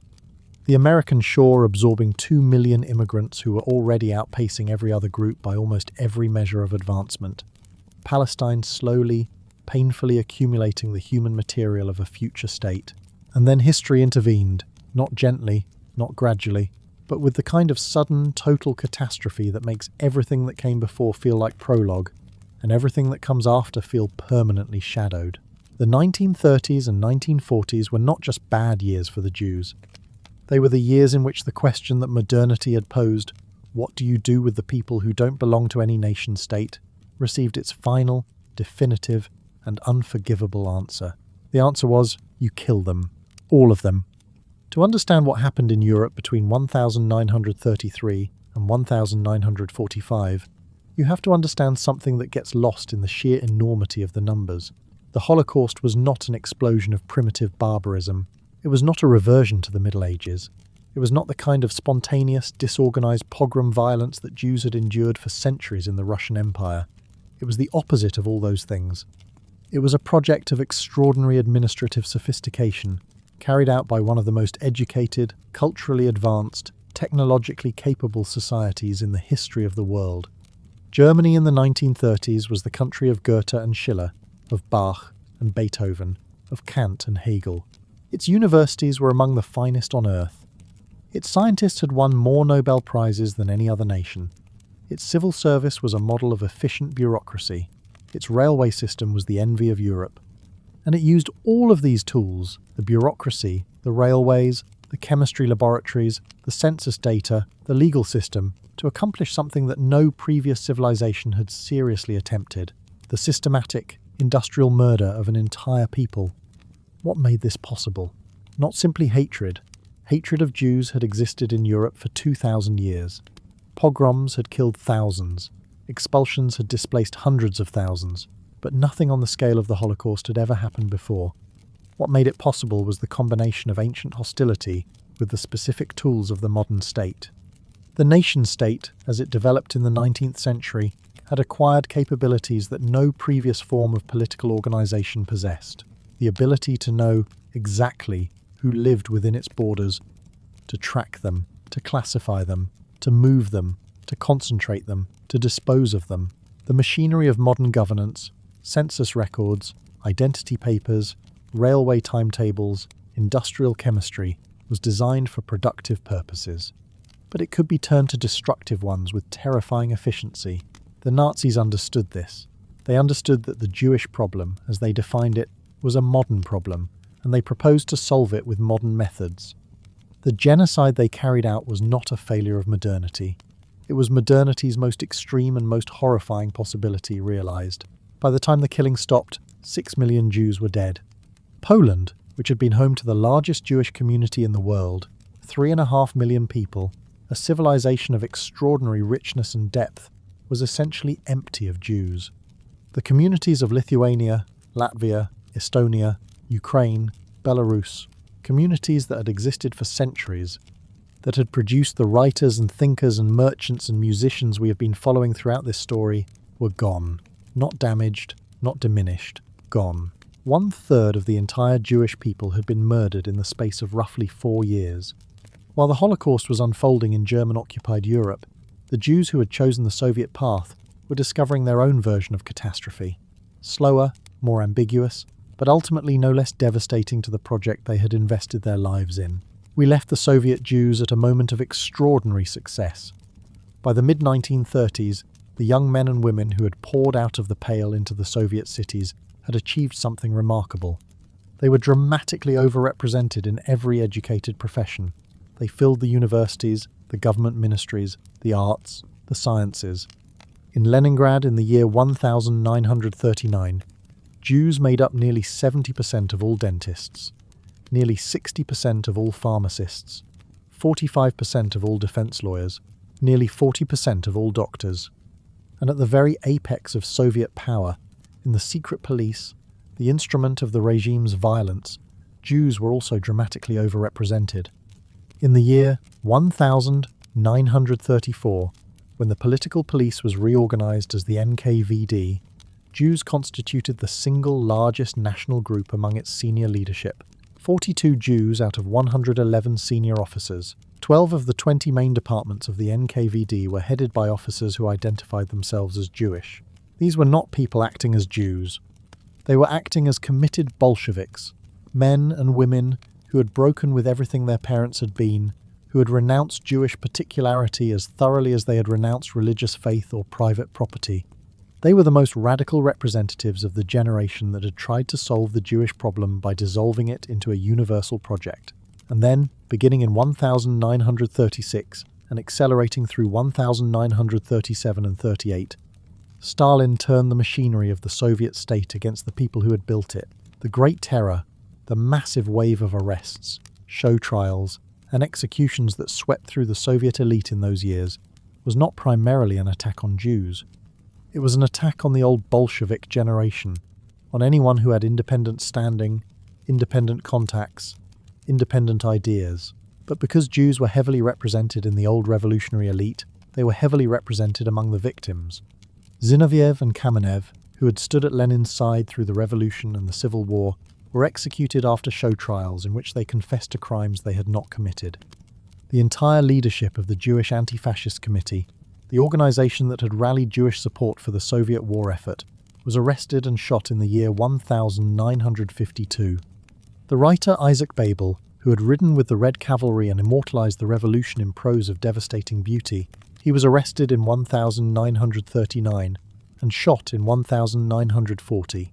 The interrogator who led the investigation of Babel was himself a Jew. This detail matters. It captures something essential about what the Soviet experiment had produced. A generation of people so thoroughly committed to the universal project that they would turn its instruments against their own, not out of malice, but out of a faith so total that it had ceased to make distinctions. And then came the final phase. In the last years of Stalin's life, his anti-Semitism became explicit, systematic, and terrifying. The campaign against cosmopolitanism, the Soviet code word for Jewish cultural influence, targeted Jewish writers, artists, musicians, and scientists. Hundreds were fired from their positions, blacklisted, arrested. The Yiddish-language cultural institutions that had been allowed to exist in the early Soviet period were shut down. Jewish theatres were closed, Jewish newspapers were suppressed, Jewish schools were dismantled.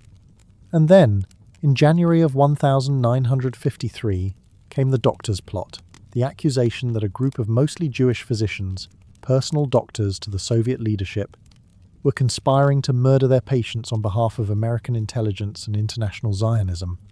The accusations were entirely fabricated, but they were presented with the full authority of the Soviet state, and they set in motion preparations that, many historians believe, were intended to culminate in the mass deportation of Soviet Jews to Siberia and Central Asia. Stalin died in March of 1953, and whatever he had been planning died with him. But the damage was done.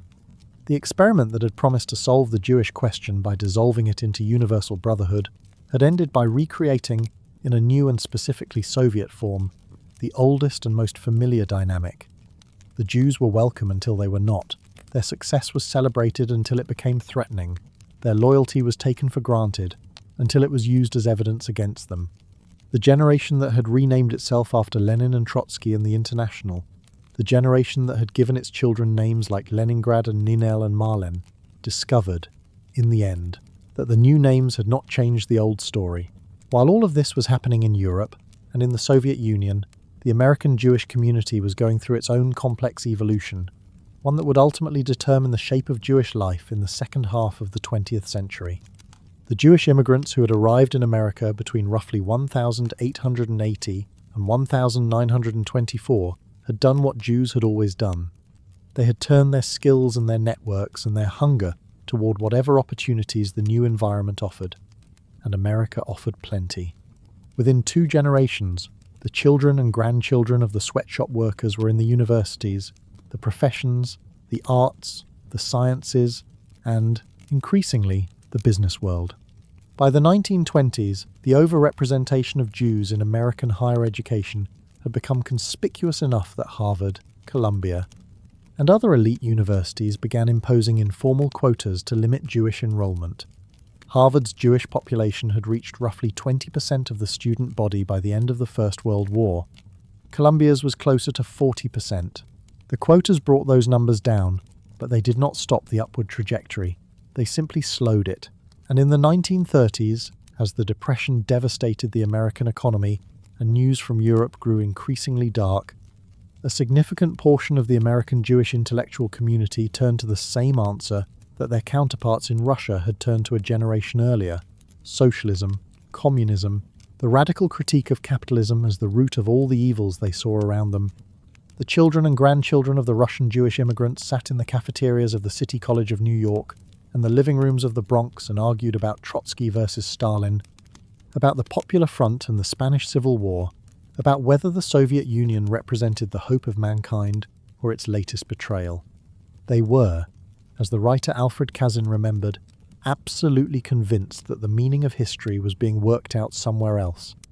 In Moscow, in Barcelona, in the streets of Berlin, and that their job was to understand it, to explain it, to be on the right side of it. They were, in other words, doing what Jewish intellectuals in every generation had done, applying their inherited analytical skills and their inherited sense of being outside the established order to the dominant questions of their moment. The Torah had become Marx. The yeshiva had become City College. The argument about the meaning of the text had become the argument about the meaning of history. The form was different. The energy was the same. But then the news from Europe started coming through. Not in fragments, not in rumours, but in the terrible clarity of post-war revelation. And what it revealed, the full scale of what had happened, the 6 million dead, the systematic nature of the destruction, shattered something that no intellectual framework, however sophisticated, could reassemble. The Holocaust did not resolve the debate between the three Jewish experiments. It did something more complicated and more lasting. It permanently changed the emotional and psychological foundations on which any future debate would have to be conducted. Before the Holocaust, the question of Jewish identity had been, for many secular and assimilated Jews, an intellectual and political question. Should the Jews maintain a distinct identity, or dissolve into the universal? Should they have their own state, or trust in the liberalism of host societies? Should they embrace socialism, which promised to make ethnicity irrelevant, or Zionism, which promised to make it sovereign? After the Holocaust, these were no longer purely intellectual questions. They were questions soaked in blood. The 6 million dead made it impossible to treat Jewish identity as simply a matter of personal preference, a lifestyle choice, a cultural option that could be adopted or abandoned according to one's philosophical inclinations. Because the Nazis had not asked. They had not inquired whether you considered yourself Jewish or whether you had converted, whether you were religious or secular, whether you spoke Yiddish or German, whether you had served in the German army or marched in socialist demonstrations. They had checked the census records, the synagogue rolls, the genealogical tables, and they had killed accordingly. The assimilated German Jews who had considered themselves more German than Jewish, who had fought for Germany in the First World War, who had written German poetry and composed German music and taught in German universities, they were murdered alongside the most traditional Jews of the Eastern European shtetl. The Soviet Jews who had renounced their Jewish identity as a condition of full participation in the socialist project, they were targeted by the Nazi Einsatzgruppen with the same systematic thoroughness. What the Holocaust demonstrated, with a finality that no subsequent argument could fully undo, was that Jewish identity was not something you could choose to abandon. You could rename yourself. You could convert. You could join the Communist Party and denounce your parents' religion as superstition. You could write for German newspapers and win German literary prizes and be buried in a German churchyard. None of it was protection. The enemy defined you, not you yourself. This was the wound at the centre of the Jewish century. And it was a wound that would not close. In the year 1948, 3 years after the end of the war, the State of Israel was declared. It was, in the most immediate sense, a product of the Holocaust. Not because the Holocaust caused Zionism, which had been developing for half a century before the Nazi rise to power, but because the Holocaust removed the final obstacles to international recognition of the Zionist project. The survivors who emerged from the camps and from hiding, who tried to return to their pre-war homes in Poland and Hungary and found those homes occupied, who were met in some cases with outright violence, these people needed somewhere to go. And the world, confronted with the evidence of what its indifference had permitted, found it difficult to say no to a Jewish state. The creation of Israel was simultaneously a triumph and a tragedy, a triumph for the Jewish people, who had finally achieved what Herzl had dreamed of, a state of their own, a place where they could not be expelled, a flag, an army, a government, and a tragedy for the Palestinian Arabs, who were displaced in the process, who lost their villages and their land and their sense of belonging to a place they had inhabited for generations. This is not a contradiction that resolves itself cleanly. It is a contradiction that lives on, in the territory and in the politics, in the daily reality of a conflict that has now lasted for more than 3/4 of a century. Two peoples, each with a legitimate claim to belonging somewhere, unable to find an arrangement that satisfies both claims. the Jewish century's most intractable inheritance. But for the Jewish people in the immediate aftermath of the Holocaust, the creation of Israel felt like something more than politics. It felt like the answer to a question that had been pending for 2,000 years. The wanderers had come home. The professional strangers had a place that was theirs. The people who had spent 2 millennia mastering the skills of the in-between had, at last, a land where they were the insiders. The transformation that Zionism had promised, from Mercury to Apollo, from wanderer to farmer, from scholar to soldier, was happening. In a generation, the Jews of the new state would produce an army whose effectiveness would astonish the world. They would drain swamps and build cities and develop an agricultural technology that would feed countries that had never heard of their ancient homeland. They would create a culture that was simultaneously deeply rooted in the Jewish past and aggressively oriented toward a secular, technological, Hebrew-speaking future. It was the most audacious collective self-reinvention in modern history. By the middle of the 20th century, the Jewish century had produced its definitive verdict on the 3 experiments. The Soviet experiment had failed, not completely, not immediately, but fundamentally. The promise that Jewish identity could be dissolved into universal brotherhood had proved to be a fantasy. The state that had offered equality without identity had ended by demonstrating that the offer was conditional, revocable, and ultimately dangerous. So, the Jews who had renamed themselves and their children after revolutionary heroes found that the revolution had no permanent use for them. The Palestinian experiment had succeeded in creating a state, but had not solved the question it had been designed to solve. The Jews were safer in Israel than they had been in Europe, vastly, immeasurably safer. But the safety had a cost that continued to compound. The ongoing conflict with the Palestinian people, the moral burden of occupation, the permanent state of military mobilization, the question of whether a people who had learned their humanity through persecution could maintain it while exercising power over others. And the American experiment had succeeded in ways that its founders had not imagined and might not have entirely approved of. The American Jews had prospered beyond all reasonable expectation. They had entered every field of American life, contributed to every dimension of American culture, achieved levels of educational and professional success that were, statistically, extraordinary. And they had remained Jewish, not in the way their grandparents had been Jewish, not in the way the rabbis approved of, but in some persistent, recognizable, culturally specific way that kept renewing itself despite all the forces that should have dissolved it. None of the 3 experiments had solved the Jewish question. The question was not the kind that gets solved. It was the kind that gets lived with, generation after generation, in different forms, under different conditions, with different costs. What the Jewish century had proved was something that the Book of Deuteronomy had known for 3,000 years, and that the modern world kept relearning at enormous cost. You cannot make people stop being what they are by declaring that what they are does not matter. Identity is not an error to be corrected. It is a fact to be reckoned with. And in the second half of the 20th century, as the Jewish communities of America and Israel rebuilt from the ruins of the European catastrophe, that reckoning was just beginning. Chapter 6. The Unfinished Century, What the Jewish Story Tells Us About Today's World. We have been following this story for a long time now, through the ancient market towns of the Pale and the revolutionary cells of St. Petersburg, through the sweatshops of the Lower East Side and the swamps of Palestine, through the corridors of the NKVD and the gas chambers of Auschwitz. We have watched the Jews of the modern era make 3 enormous bets on the future: America, the Soviet Union, Israel, and we have watched each of those bets deliver partial answers, terrible costs, and no final resolution.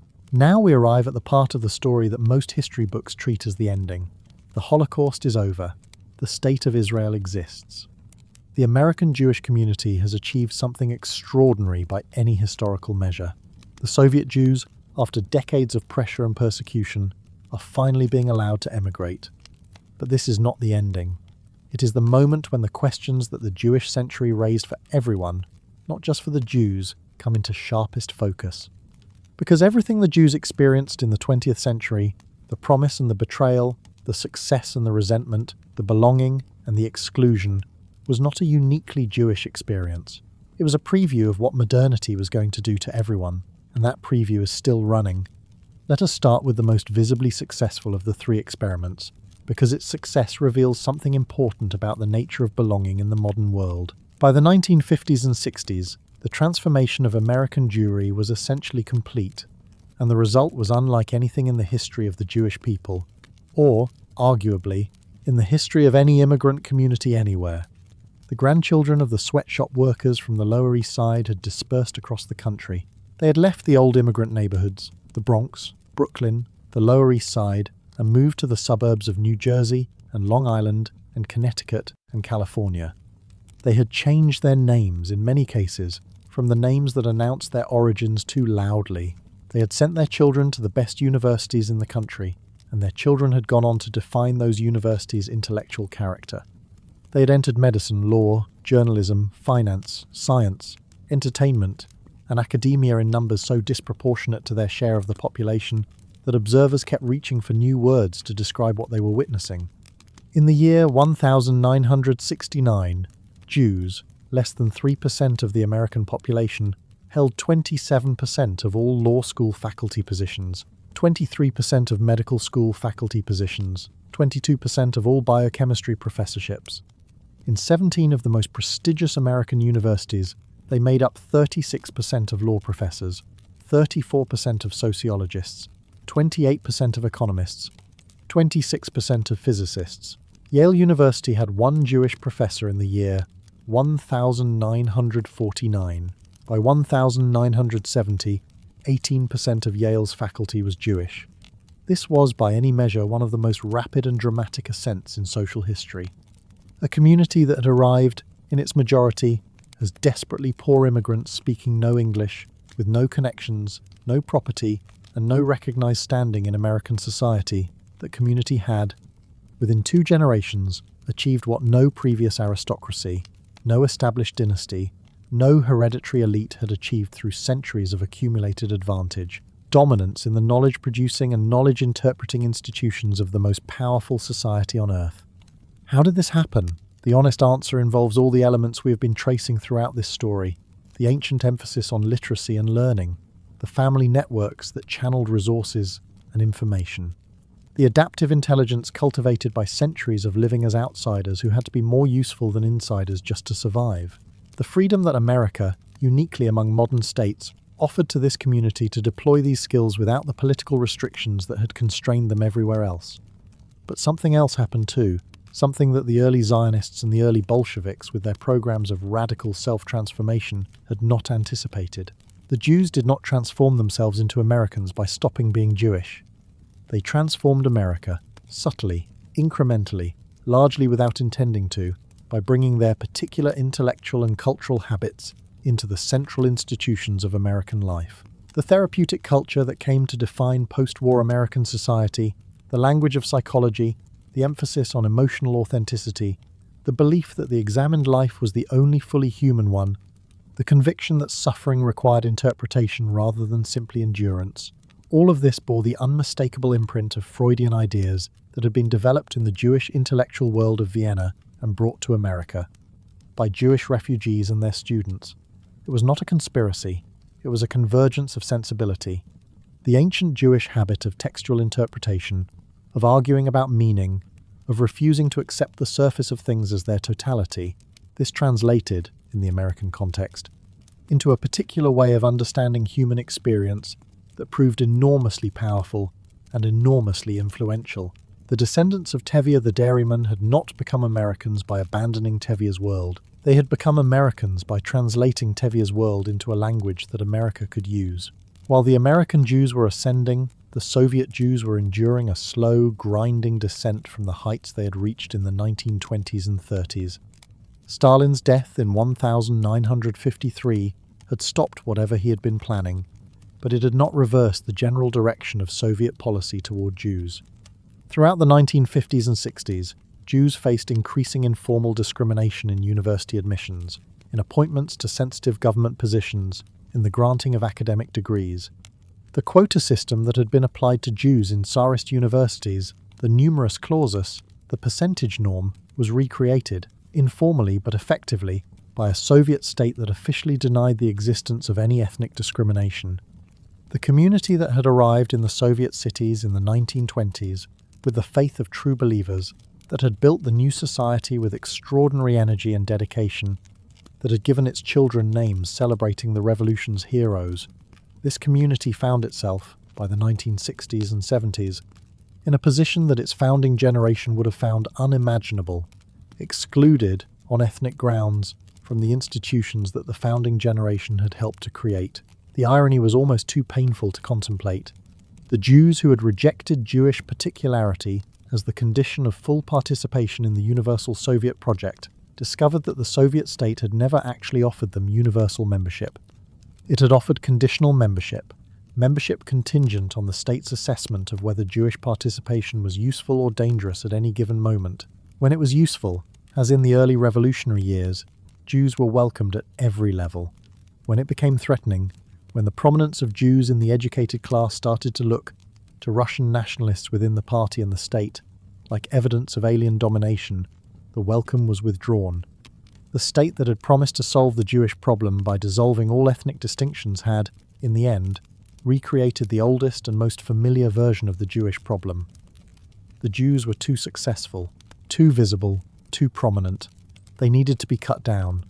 Beginning in the late 1960s and accelerating through the 1970s and into the 80s, Soviet Jews began to apply in large numbers for emigration visas. The experience was often humiliating. Applicants were frequently fired from their jobs, expelled from universities, denied the visas they applied for, subjected to years of uncertainty and harassment. In a bureaucratic limbo, the Soviet authorities created specifically for people they called refuseniks. But the pressure was sustained. International attention from Jewish organizations in America and elsewhere, from Western governments, from human rights advocates, kept the issue alive. Between 1970 and 1990, hundreds of thousands of Soviet Jews emigrated. Some went to Israel, many went to the United States. A significant number went to Germany, of all places, which had embarked on a deliberate policy of rebuilding Jewish life on German soil, partly as an act of historical reckoning, partly because of genuine demographic need. And then, in 1991, the Soviet Union collapsed. And what remained, after 70 years of the Soviet experiment, was a Jewish community that had been dramatically reduced in size, largely severed from its cultural and religious traditions, deeply traumatized by decades of discrimination and persecution, and yet still recognizably Jewish, still maintaining, in some attenuated and often bewildered form, the sense of being a distinct people with a distinct history. The experiment that had been designed to dissolve Jewish identity into universal brotherhood had, in the end, preserved it. By persecuting Jews as Jews, the Soviet state had ensured that its Jewish citizens would ultimately reclaim an identity they had tried to surrender. Israel, by the 1970s and 80s, had become something that the early Zionists had both desired and feared. Normal. Not in the sense of being peaceful. It was surrounded by enemies and had fought multiple wars for its survival. But normal in the sense that it was a functioning state with all the institutions, contradictions, corruptions, and complications that functioning states accumulate. The pioneers who had drained the swamps and sung revolutionary songs in the collective farms were aging. Their children, the first generation of native-born Israelis, the Sabras, had grown up in a world where the Jewish state was a fact rather than a project, where Hebrew was simply the language you spoke, and the army was simply where you went when you turned 18. They were less ideological than their parents, more pragmatic, more materialistic in ways that their parents had explicitly tried to prevent, and the community itself was changing in ways that the Ashkenazi founders had not fully anticipated.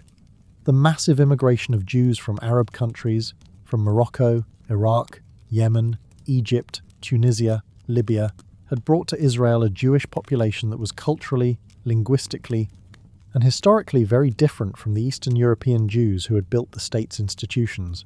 The encounter between these communities was often difficult, marked by condescension from the Ashkenazi establishment and resentment from the Mizrahi newcomers. And then there was the question that would not go away. The Palestinian question. The people who had been displaced in 1948, who had fled or been expelled from their villages, who had spent decades in refugee camps in Lebanon and Jordan and Gaza, who maintained their own fierce sense of belonging to a specific land, their presence, their claims, their suffering, could not be wished away. Every decade that passed without a resolution made a resolution harder. Every settlement built on the West Bank, every military operation in Gaza, every suicide bombing in a Jerusalem cafe or Tel Aviv bus. Each of these events deepened the wound and narrowed the possibilities. The Zionist experiment had succeeded in creating a Jewish state. It had not succeeded in solving the problem of Jewish security, because the state's existence had generated a new conflict that produced its own insecurity. The Jews who had been the displaced people of Europe had, in building their homeland, become, in the eyes of the Palestinians, the people who had displaced others. This is not a simple story with a clear moral. The Zionists were not uniquely brutal by the standards of the nation-building movements of their era. The Jewish people's need for a state, after the Holocaust, was real and urgent, and entirely legitimate, and the Palestinian people's attachment to their land was equally real and equally legitimate. The tragedy is not that one side was wrong, the tragedy is that both sides were right about the most important thing, and that rightness was not enough. By the time the 20th century ended, the Jewish people had survived everything that the century had thrown at them: the Holocaust, the Soviet persecution, the Arab-Israeli wars, the ongoing conflict with Palestinian nationalism, and they had done more than survive. They had, in different ways and different places, flourished. The American Jewish community was the wealthiest, most educated, most politically influential Jewish community in history, and arguably the most influential ethnic or religious minority in any country in the modern era.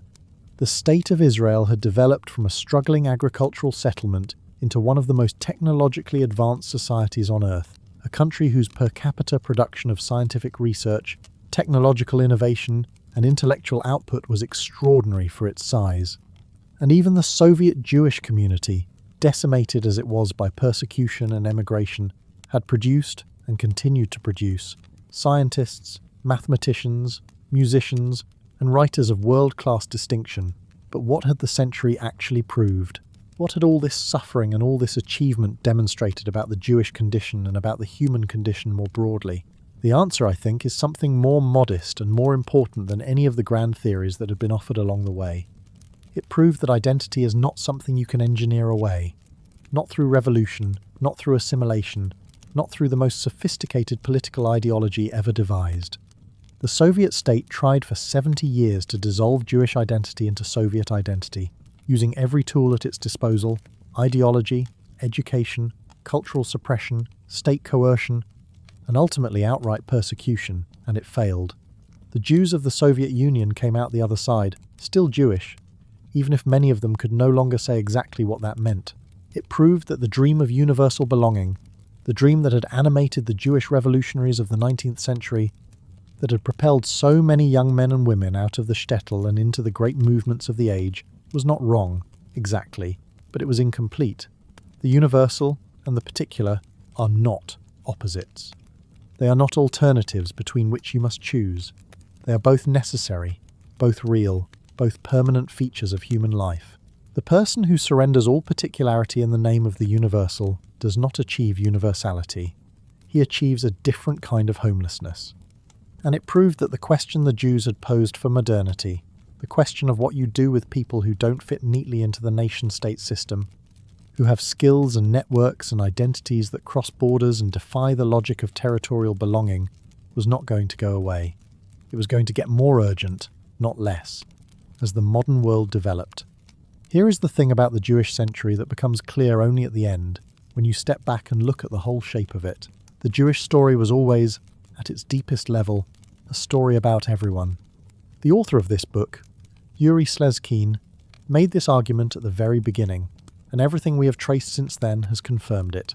The modern world is a world built by Mercury's children. A world that rewards the skills of the in-between, literacy, adaptability, the ability to work with abstractions, the capacity to maintain networks across distances, the talent for navigating institutions rather than owning land. A world where the ancient distinctions between the farmer and the merchant, between the rooted and the mobile, between those who belong and those who are passing through, all of these distinctions have been eroding for 2 centuries, replaced by new distinctions that cut across the old ones in unexpected ways. In this world, every successful immigrant community is doing what the Jews did. Every educated professional class is doing what the Jews did. every minority that maintains its cohesion through tight networks of mutual support and shared cultural identity, while simultaneously navigating the dominant institutions of the majority culture, it is doing what the Jews did. The overseas Chinese in Southeast Asia, the Indian communities in East Africa, the Lebanese traders in West Africa and South America, the Korean grocers of American cities, the Brahmin professionals of Silicon Valley, all of them are Mercury's children, practicing the ancient skills of the useful stranger in whatever form the contemporary world requires. And in every case, the same tension appears. The tension between the success that these skills produce and the resentment that success generates. The tension between the community's need to maintain its internal cohesion, its networks, its culture, its shared identity, and the majority's demand that it dissolve, assimilate, stop being so conspicuously different. The tension between the universal and the particular that we have been tracking through the entire Jewish story. The Jewish century is not over. It is not over because the questions it raised have not been answered. They have been lived with, managed, sometimes transformed, but not answered, and they will not be answered because they are not the kind of questions that get answers. They are the kind of questions that each generation has to face anew, in the particular forms that its own moment presents. Let us end where we began, not with abstractions, but with people. The book at the heart of this story keeps returning to one figure, Tevye the dairyman, the fictional Jewish father from the village of Kazrelevka, created by the writer Sholem Aleichem at the turn of the 20th century. Tevye is a man of deep faith and limited means, trying to maintain his dignity and his beliefs in a world that is changing faster than he can track. And one by one, his daughters leave him. They go to the revolution, they go to America, they go to Palestine, they assimilate, they intermarry, they rename themselves. They build new lives in new worlds that have no room for their father's way of being. Tevye argues with God about this, constantly, in the earthy and intimate way that the Jewish tradition has always argued with the divine. He quotes scripture and then answers his own quotations. He reaches conclusions and then immediately questions them. He lets his daughters go, because what else can he do? And he mourns them, not because they are dead, but because they have become strangers to the world that made him. But Tevye's daughters did not stop being his daughters, even when they changed their names, even when they stopped speaking Yiddish, even when they married outside the faith and raised children who had never heard of Kazrelevka. Something persisted, some memory, some habit of mind, some way of holding oneself in relation to the world that connected them, however tenuously, to the father they had left behind. That is the final lesson of the Jewish century. Not that identity is permanent and unchanging, not that the past is a prison from which there is no escape, but that identity is persistent. It travels, it transforms, it disguises itself in new languages and new circumstances. It survives revolution and persecution and assimilation and success. It survives everything that the modern world throws at it, and it comes out the other side still recognizable, still carrying something of what it always was. Tevye's grandchildren are everywhere. They are in the universities and the law firms and the tech companies and the hospitals. They are in Tel Aviv and New York and Berlin and Moscow. They are arguing, as Tevye always argued, about meaning, about justice, about what the text really says, about what God actually wants from us, if there is a God, about what we owe each other and what we are allowed to take for ourselves. They are doing what Jews have always done, what Mercury's children have always done, what every community of useful strangers has done, in every era, in every civilization that has ever needed people who could cross the boundaries that everyone else refused to cross. And the world still needs them. The world has always needed them. And the world has never quite known what to do with them. That is the Jewish century. That is the human century. And it is not over yet. Chapter 7. The century's last act, collapse, return, and the reckoning. We are now in the final decades of the Jewish century. And something remarkable is happening. Something that none of the theorists and revolutionaries and prophets who had argued so passionately about the Jewish future would have predicted. The Soviet experiment, the most radical, most systematic attempt in human history to dissolve ethnic identity into universal brotherhood, is collapsing. And as it collapses, the Jews who had spent 2 generations trying to become Soviet are discovering that they are still Jewish. Not in the way their grandparents were Jewish, not with the Sabbath candles and the Yiddish lullabies, and the ancient arguments about what the Torah really meant, but Jewish in the sense that the world had never let them entirely forget. Jewish in the sense that their identity had survived everything the 20th century had thrown at it, and was now, in the rubble of the Soviet project, asserting itself with new urgency. This is the part of the story that feels almost miraculous if you have been paying attention to how the century was supposed to end. By the time Leonid Brezhnev died in 1982, and his two elderly successors died in rapid succession, and Mikhail Gorbachev came to power in 1985, promising something he called glasnost and perestroika. By that point, the Jewish place in Soviet society was, statistically, still extraordinary. In 1989, the last year of reliable Soviet census data before the collapse, 99% of Soviet Jews lived in urban areas. Their rate of university graduates among the employed was 64%, compared to 15% for Russians. For every 10,000 Jews in the Soviet Union, there were 530 scientists and academic researchers. For every 10,000 Russians, there were 50. These numbers are almost impossible to believe, but they are well documented. The community that had been targeted by Stalin's anti-Semitism, that had been subject to informal quotas in university admissions, that had watched its most prominent members purged and shot, this community had nevertheless maintained, across the entire arc of the Soviet period, a level of educational and professional achievement that made it the most highly educated ethnic group in a society that considered the production of educated people one of its primary missions. The achievement index of Soviet Jews, the measure of how differently their occupational distribution looked from the rest of the population, was the highest of any ethnic group in the Soviet Union, greater than the Georgians, greater than the Armenians, greater than the Ukrainians, greater than the Russians themselves. What this tells you, in the most concrete possible terms, is that the Soviet project had failed to dissolve the Jewish distinctiveness it had set out to dissolve. It had changed the form of that distinctiveness dramatically. There were no more shtetl rabbis, no more Yiddish theatres in the full sense, no more Jewish communal institutions of the traditional kind. But the underlying pattern, the ancient Mercury pattern of education, professional achievement, urban concentration, and the deployment of cognitive skills rather than physical labour, had survived every attempt to transform it.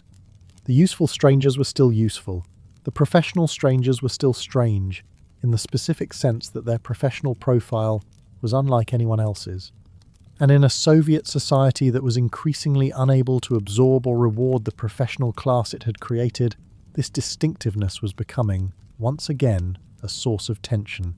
The tension expressed itself, in the 1970s and 80s, through the phenomenon of the refuseniks, the Soviet Jews who applied for emigration visas to Israel and were refused, sometimes for years, sometimes for decades, while the state stripped them of their positions, harassed their families, and subjected them to a bureaucratic persecution designed to make the desire to leave feel like an act of treason.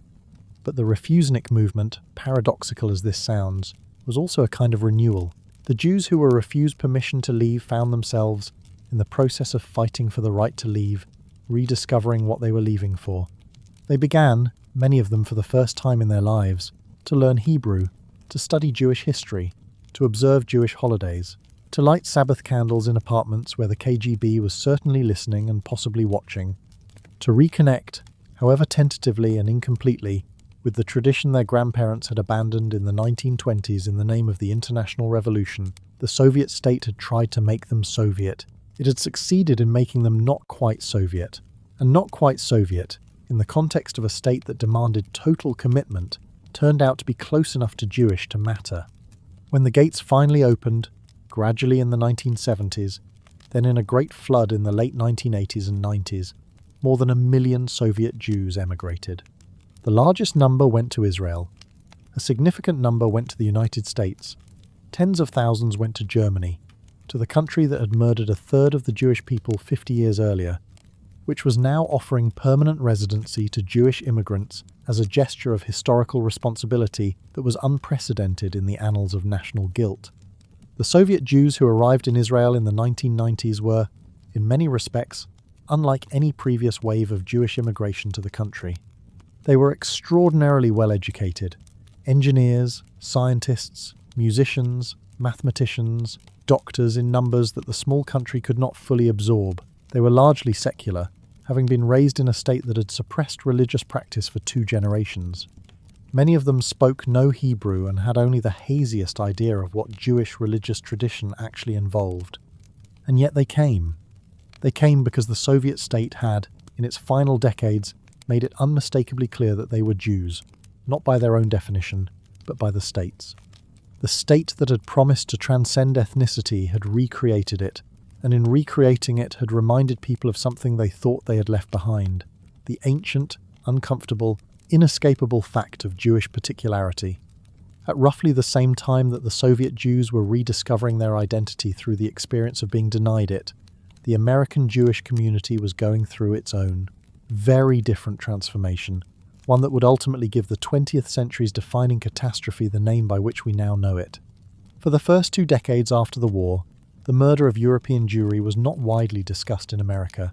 The survivors who had come to America were absorbed into the communities, found work, learned English, raised families. They did not, for the most part, talk about what had happened to them. The trauma was too recent, too overwhelming, too difficult to translate into any available language. And the America they had come to was a country in the grip of post-war optimism, building suburbs and buying cars and sending its children to universities, not particularly interested in stopping to contemplate the worst thing that had ever happened to anyone. But then, slowly, the silence began to break. In the 1960s, the trial of Adolf Eichmann in Jerusalem brought the systematic nature of the killing into sharp public focus for the first time. The philosopher Hannah Arendt covered the trial and produced her concept of the banality of evil, the idea that the Holocaust had been carried out not by monsters but by bureaucrats, by ordinary people doing their jobs within a system that had defined mass murder as a legitimate administrative function. This was, in its way, more terrifying than the idea of unique evil. It suggested that any modern state, given the right conditions and the right ideology, could produce the same result.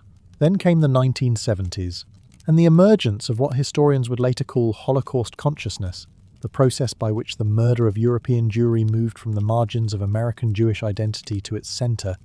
The Holocaust Memorial Museum in Washington, Steven Spielberg's film, and the Shoah Foundation, Elie Wiesel, and his insistence that the world must remember. The gradual incorporation of Holocaust remembrance into American civic life, into school curricula, into museum programming, into the vocabulary of political speeches. By the 1980s and 90s, the Holocaust had become not just a Jewish memory, but an American one, a touchstone of moral reflection about the dangers of prejudice and the capacity of organized societies for systematic cruelty. It had become, in the words of one critic, the civil religion of the American Jewish community, the shared story that gave secular Jews, who no longer believed in God or observed religious law, a reason to identify as Jews, a connection to the community that did not require theological conviction. This transformation was not without its complications and its critics. Some argued that the Holocaust was being commercialized, turned into a commodity, stripped of its specific historical meaning by being made universally applicable. Others worried that an identity built primarily around victimhood, around the memory of catastrophe rather than the vitality of a living culture, was ultimately a fragile foundation for a community's future. But the transformation also reflected something real and important. The Holocaust had demonstrated, with a finality that no subsequent argument could undo, that Jewish identity was not simply a matter of personal preference, that it could not be wished away, or reasoned away, or assimilated away, that the world would, under certain conditions, define you as Jewish, regardless of how you defined yourself. And that this definition could be, in the most literal and physical sense, lethal. The American Jews who had spent the first half of the century trying to become American first and Jewish second, or Jewish not at all, had learned, through the Holocaust, that the second part of that equation was not entirely within their control, and having learned it, they chose, most of them, to embrace it, rather than to resist it. In the year 1998, the State of Israel celebrated its 50th anniversary. 50 years from a declaration of independence made by a community of settlers in a contested land against the opposition of the surrounding Arab states, with the Holocaust shadow still darkening everything. What had been achieved in those 50 years was genuinely extraordinary. a country of roughly 6 million people, smaller than many American cities by population, smaller than New Jersey by area, had built one of the most technologically advanced economies in the world. It had survived 5 major wars and a continuous low-level conflict with Palestinian militants. It had absorbed millions of immigrants from more than 100 countries, from Europe and North Africa, from Yemen and Ethiopia, and the former Soviet Union, and had, imperfectly and not without enormous social tension, made them into a society. The kibbutz, the collective farm that had been the ideological heart of the early Zionist enterprise, was fading, becoming, in many cases, a kind of cooperative corporation rather than a revolutionary commune. The idealism of the pioneer generation had been replaced by something more complicated, a society that was simultaneously religious and secular, Ashkenazi and Mizrahi, socialist and capitalist, democratic and militarized, Israeli and Jewish, and all the contradictions that combination implied. The original Zionist project had wanted to normalize the Jews, to make them a people like other peoples, with a land and a flag and an army and farmers and soldiers instead of merchants and scholars. In a literal sense, it had succeeded. Israel had all of those things. But in a deeper sense, the normalization had not quite happened, because Israel occupied, and this was partly by geography, partly by history, partly by the nature of the conflict that had attended its birth, a position in the world that was anything but normal. Every other country in the world was allowed to exist without constant international debate about its right to exist. Israel was not.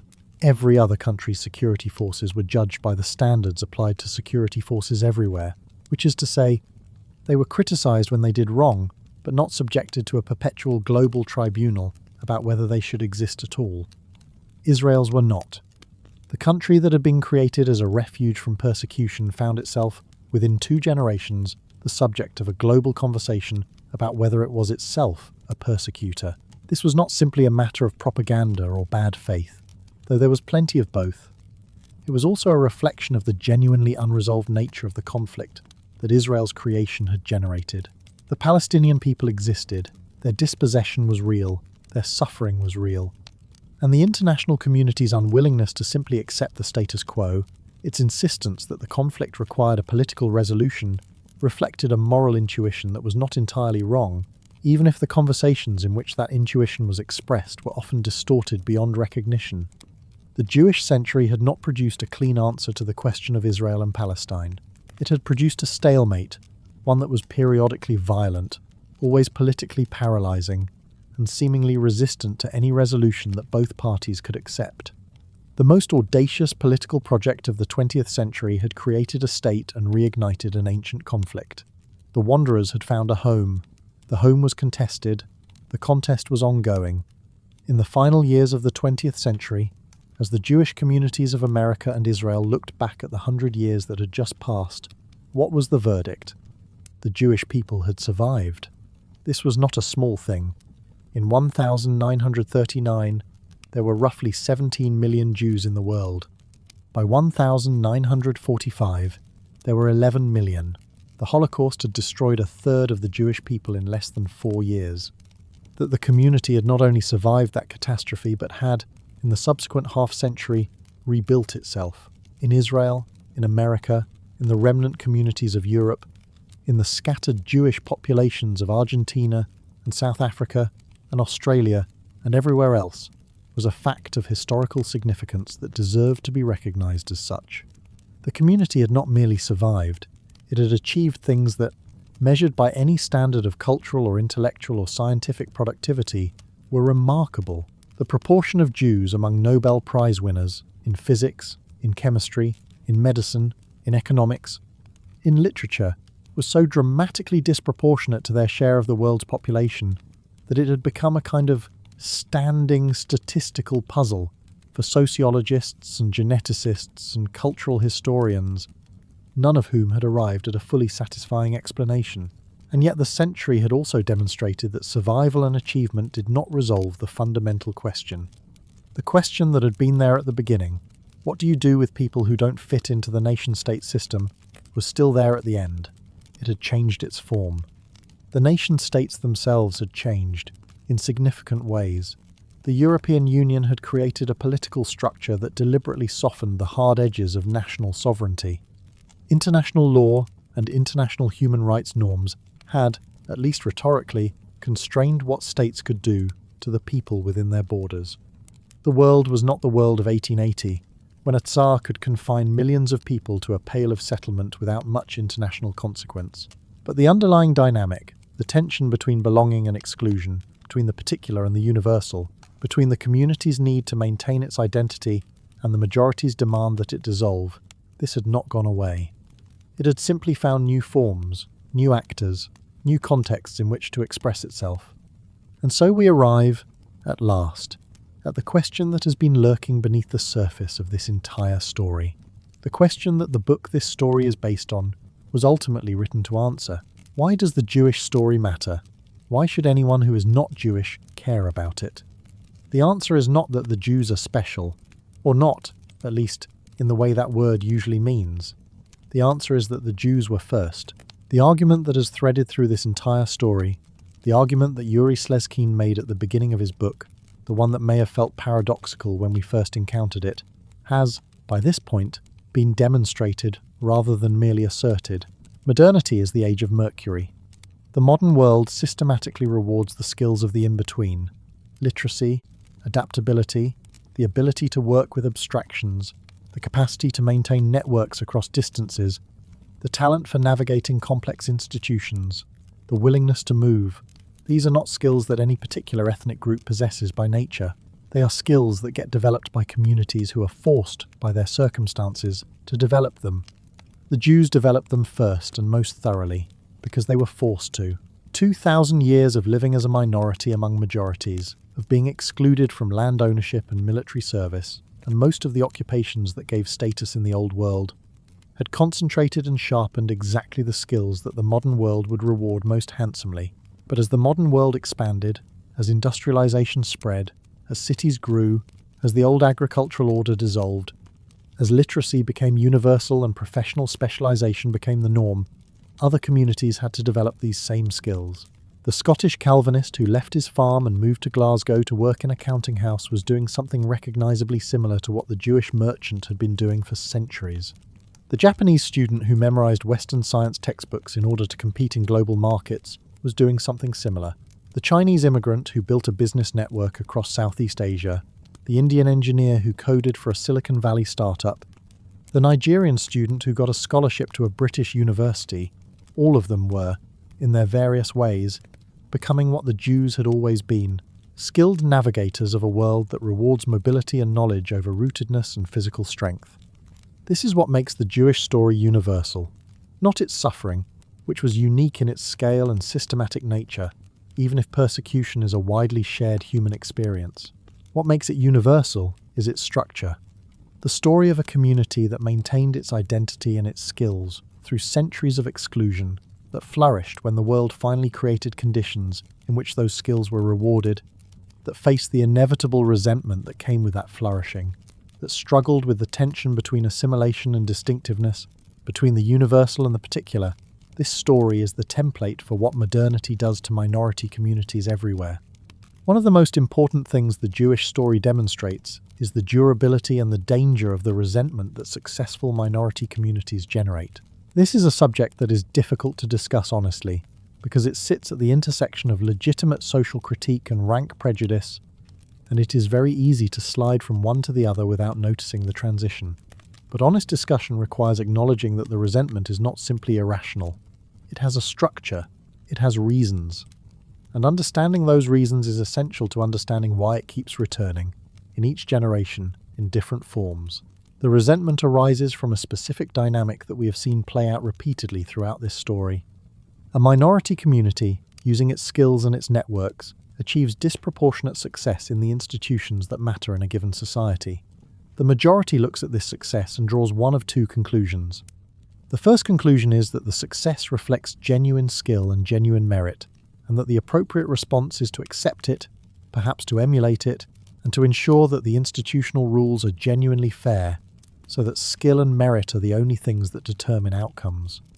The second conclusion is that the success reflects something illegitimate: insider networks, cultural clannishness, preferential hiring, a covert tribal loyalty that undermines the supposedly universal meritocracy, and that the appropriate response is to cut the successful community down to size. The second conclusion is always available, because it always contains enough truth to be plausible. The networks are real.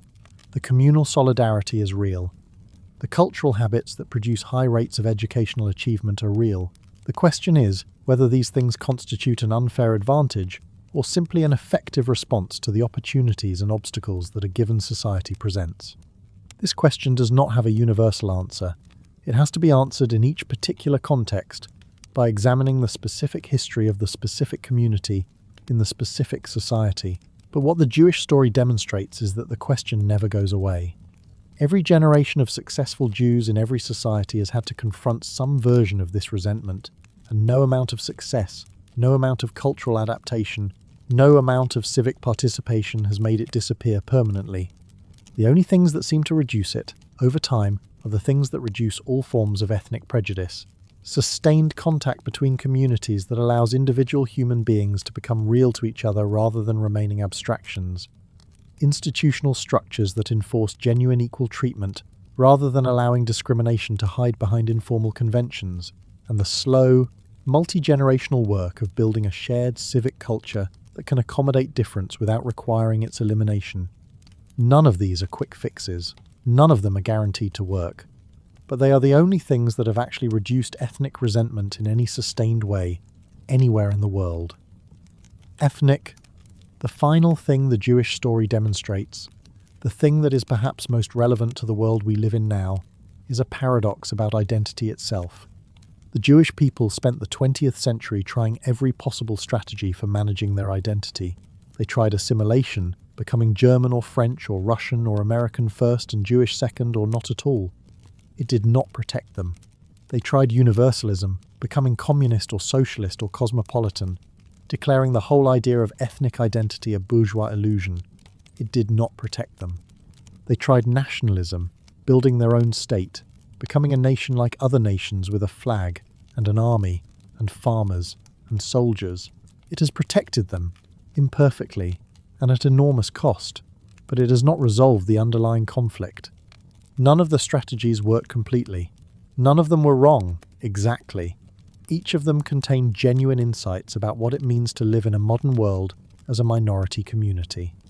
The assimilationists were right that genuine participation in the broader society, speaking its language, participating in its institutions, embracing its civic culture, is essential for any minority that wants to thrive rather than merely survive. The Universalists were right that identities built solely around ethnic particularity are impoverished, that the best human achievement transcends the accidents of birth, and that a world organized entirely around ethnic and national loyalties is a world permanently at war with itself. The nationalists were right that in a world of nation-states, a people without a state is a people without protection, and that the repeated demonstrations of this fact in the 20th century, in Germany, in the Soviet Union, in Poland, in Hungary, justified the extraordinary effort of building a Jewish state, even at the extraordinary cost that building it entailed. All three insights are true simultaneously. The paradox is that they point in different directions, and there is no formula for resolving the tension between them. You have to hold all three in mind at the same time, and make the best judgments you can in the specific circumstances of your specific moment. This is not a comfortable conclusion. It would be much more satisfying to be able to say, here is the answer. Hai bei fao.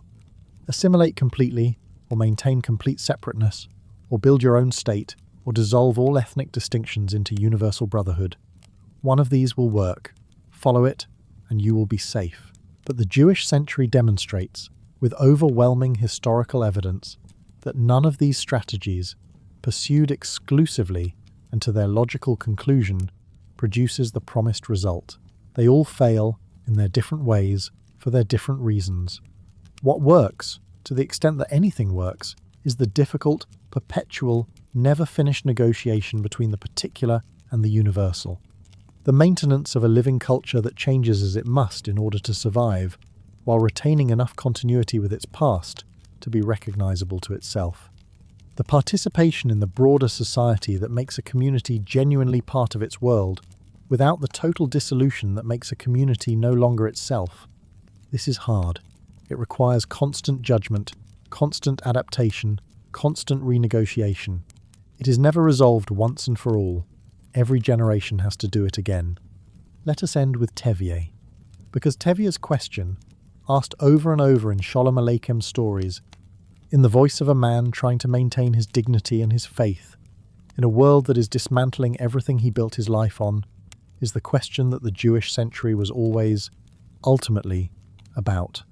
Tevye asks God, why? Why is it this way? Why must my daughters leave? Why must my world dissolve?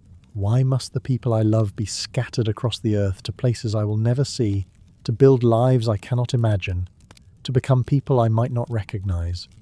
And then he answers himself in the way that the Jewish tradition has always answered, not with a resolution but with another question, another argument, another turn of the dialectical screw. Maybe this is the point. Maybe the scattering is not a punishment but a preparation. Maybe the people who have learned to live without a fixed home are the people who can survive anything.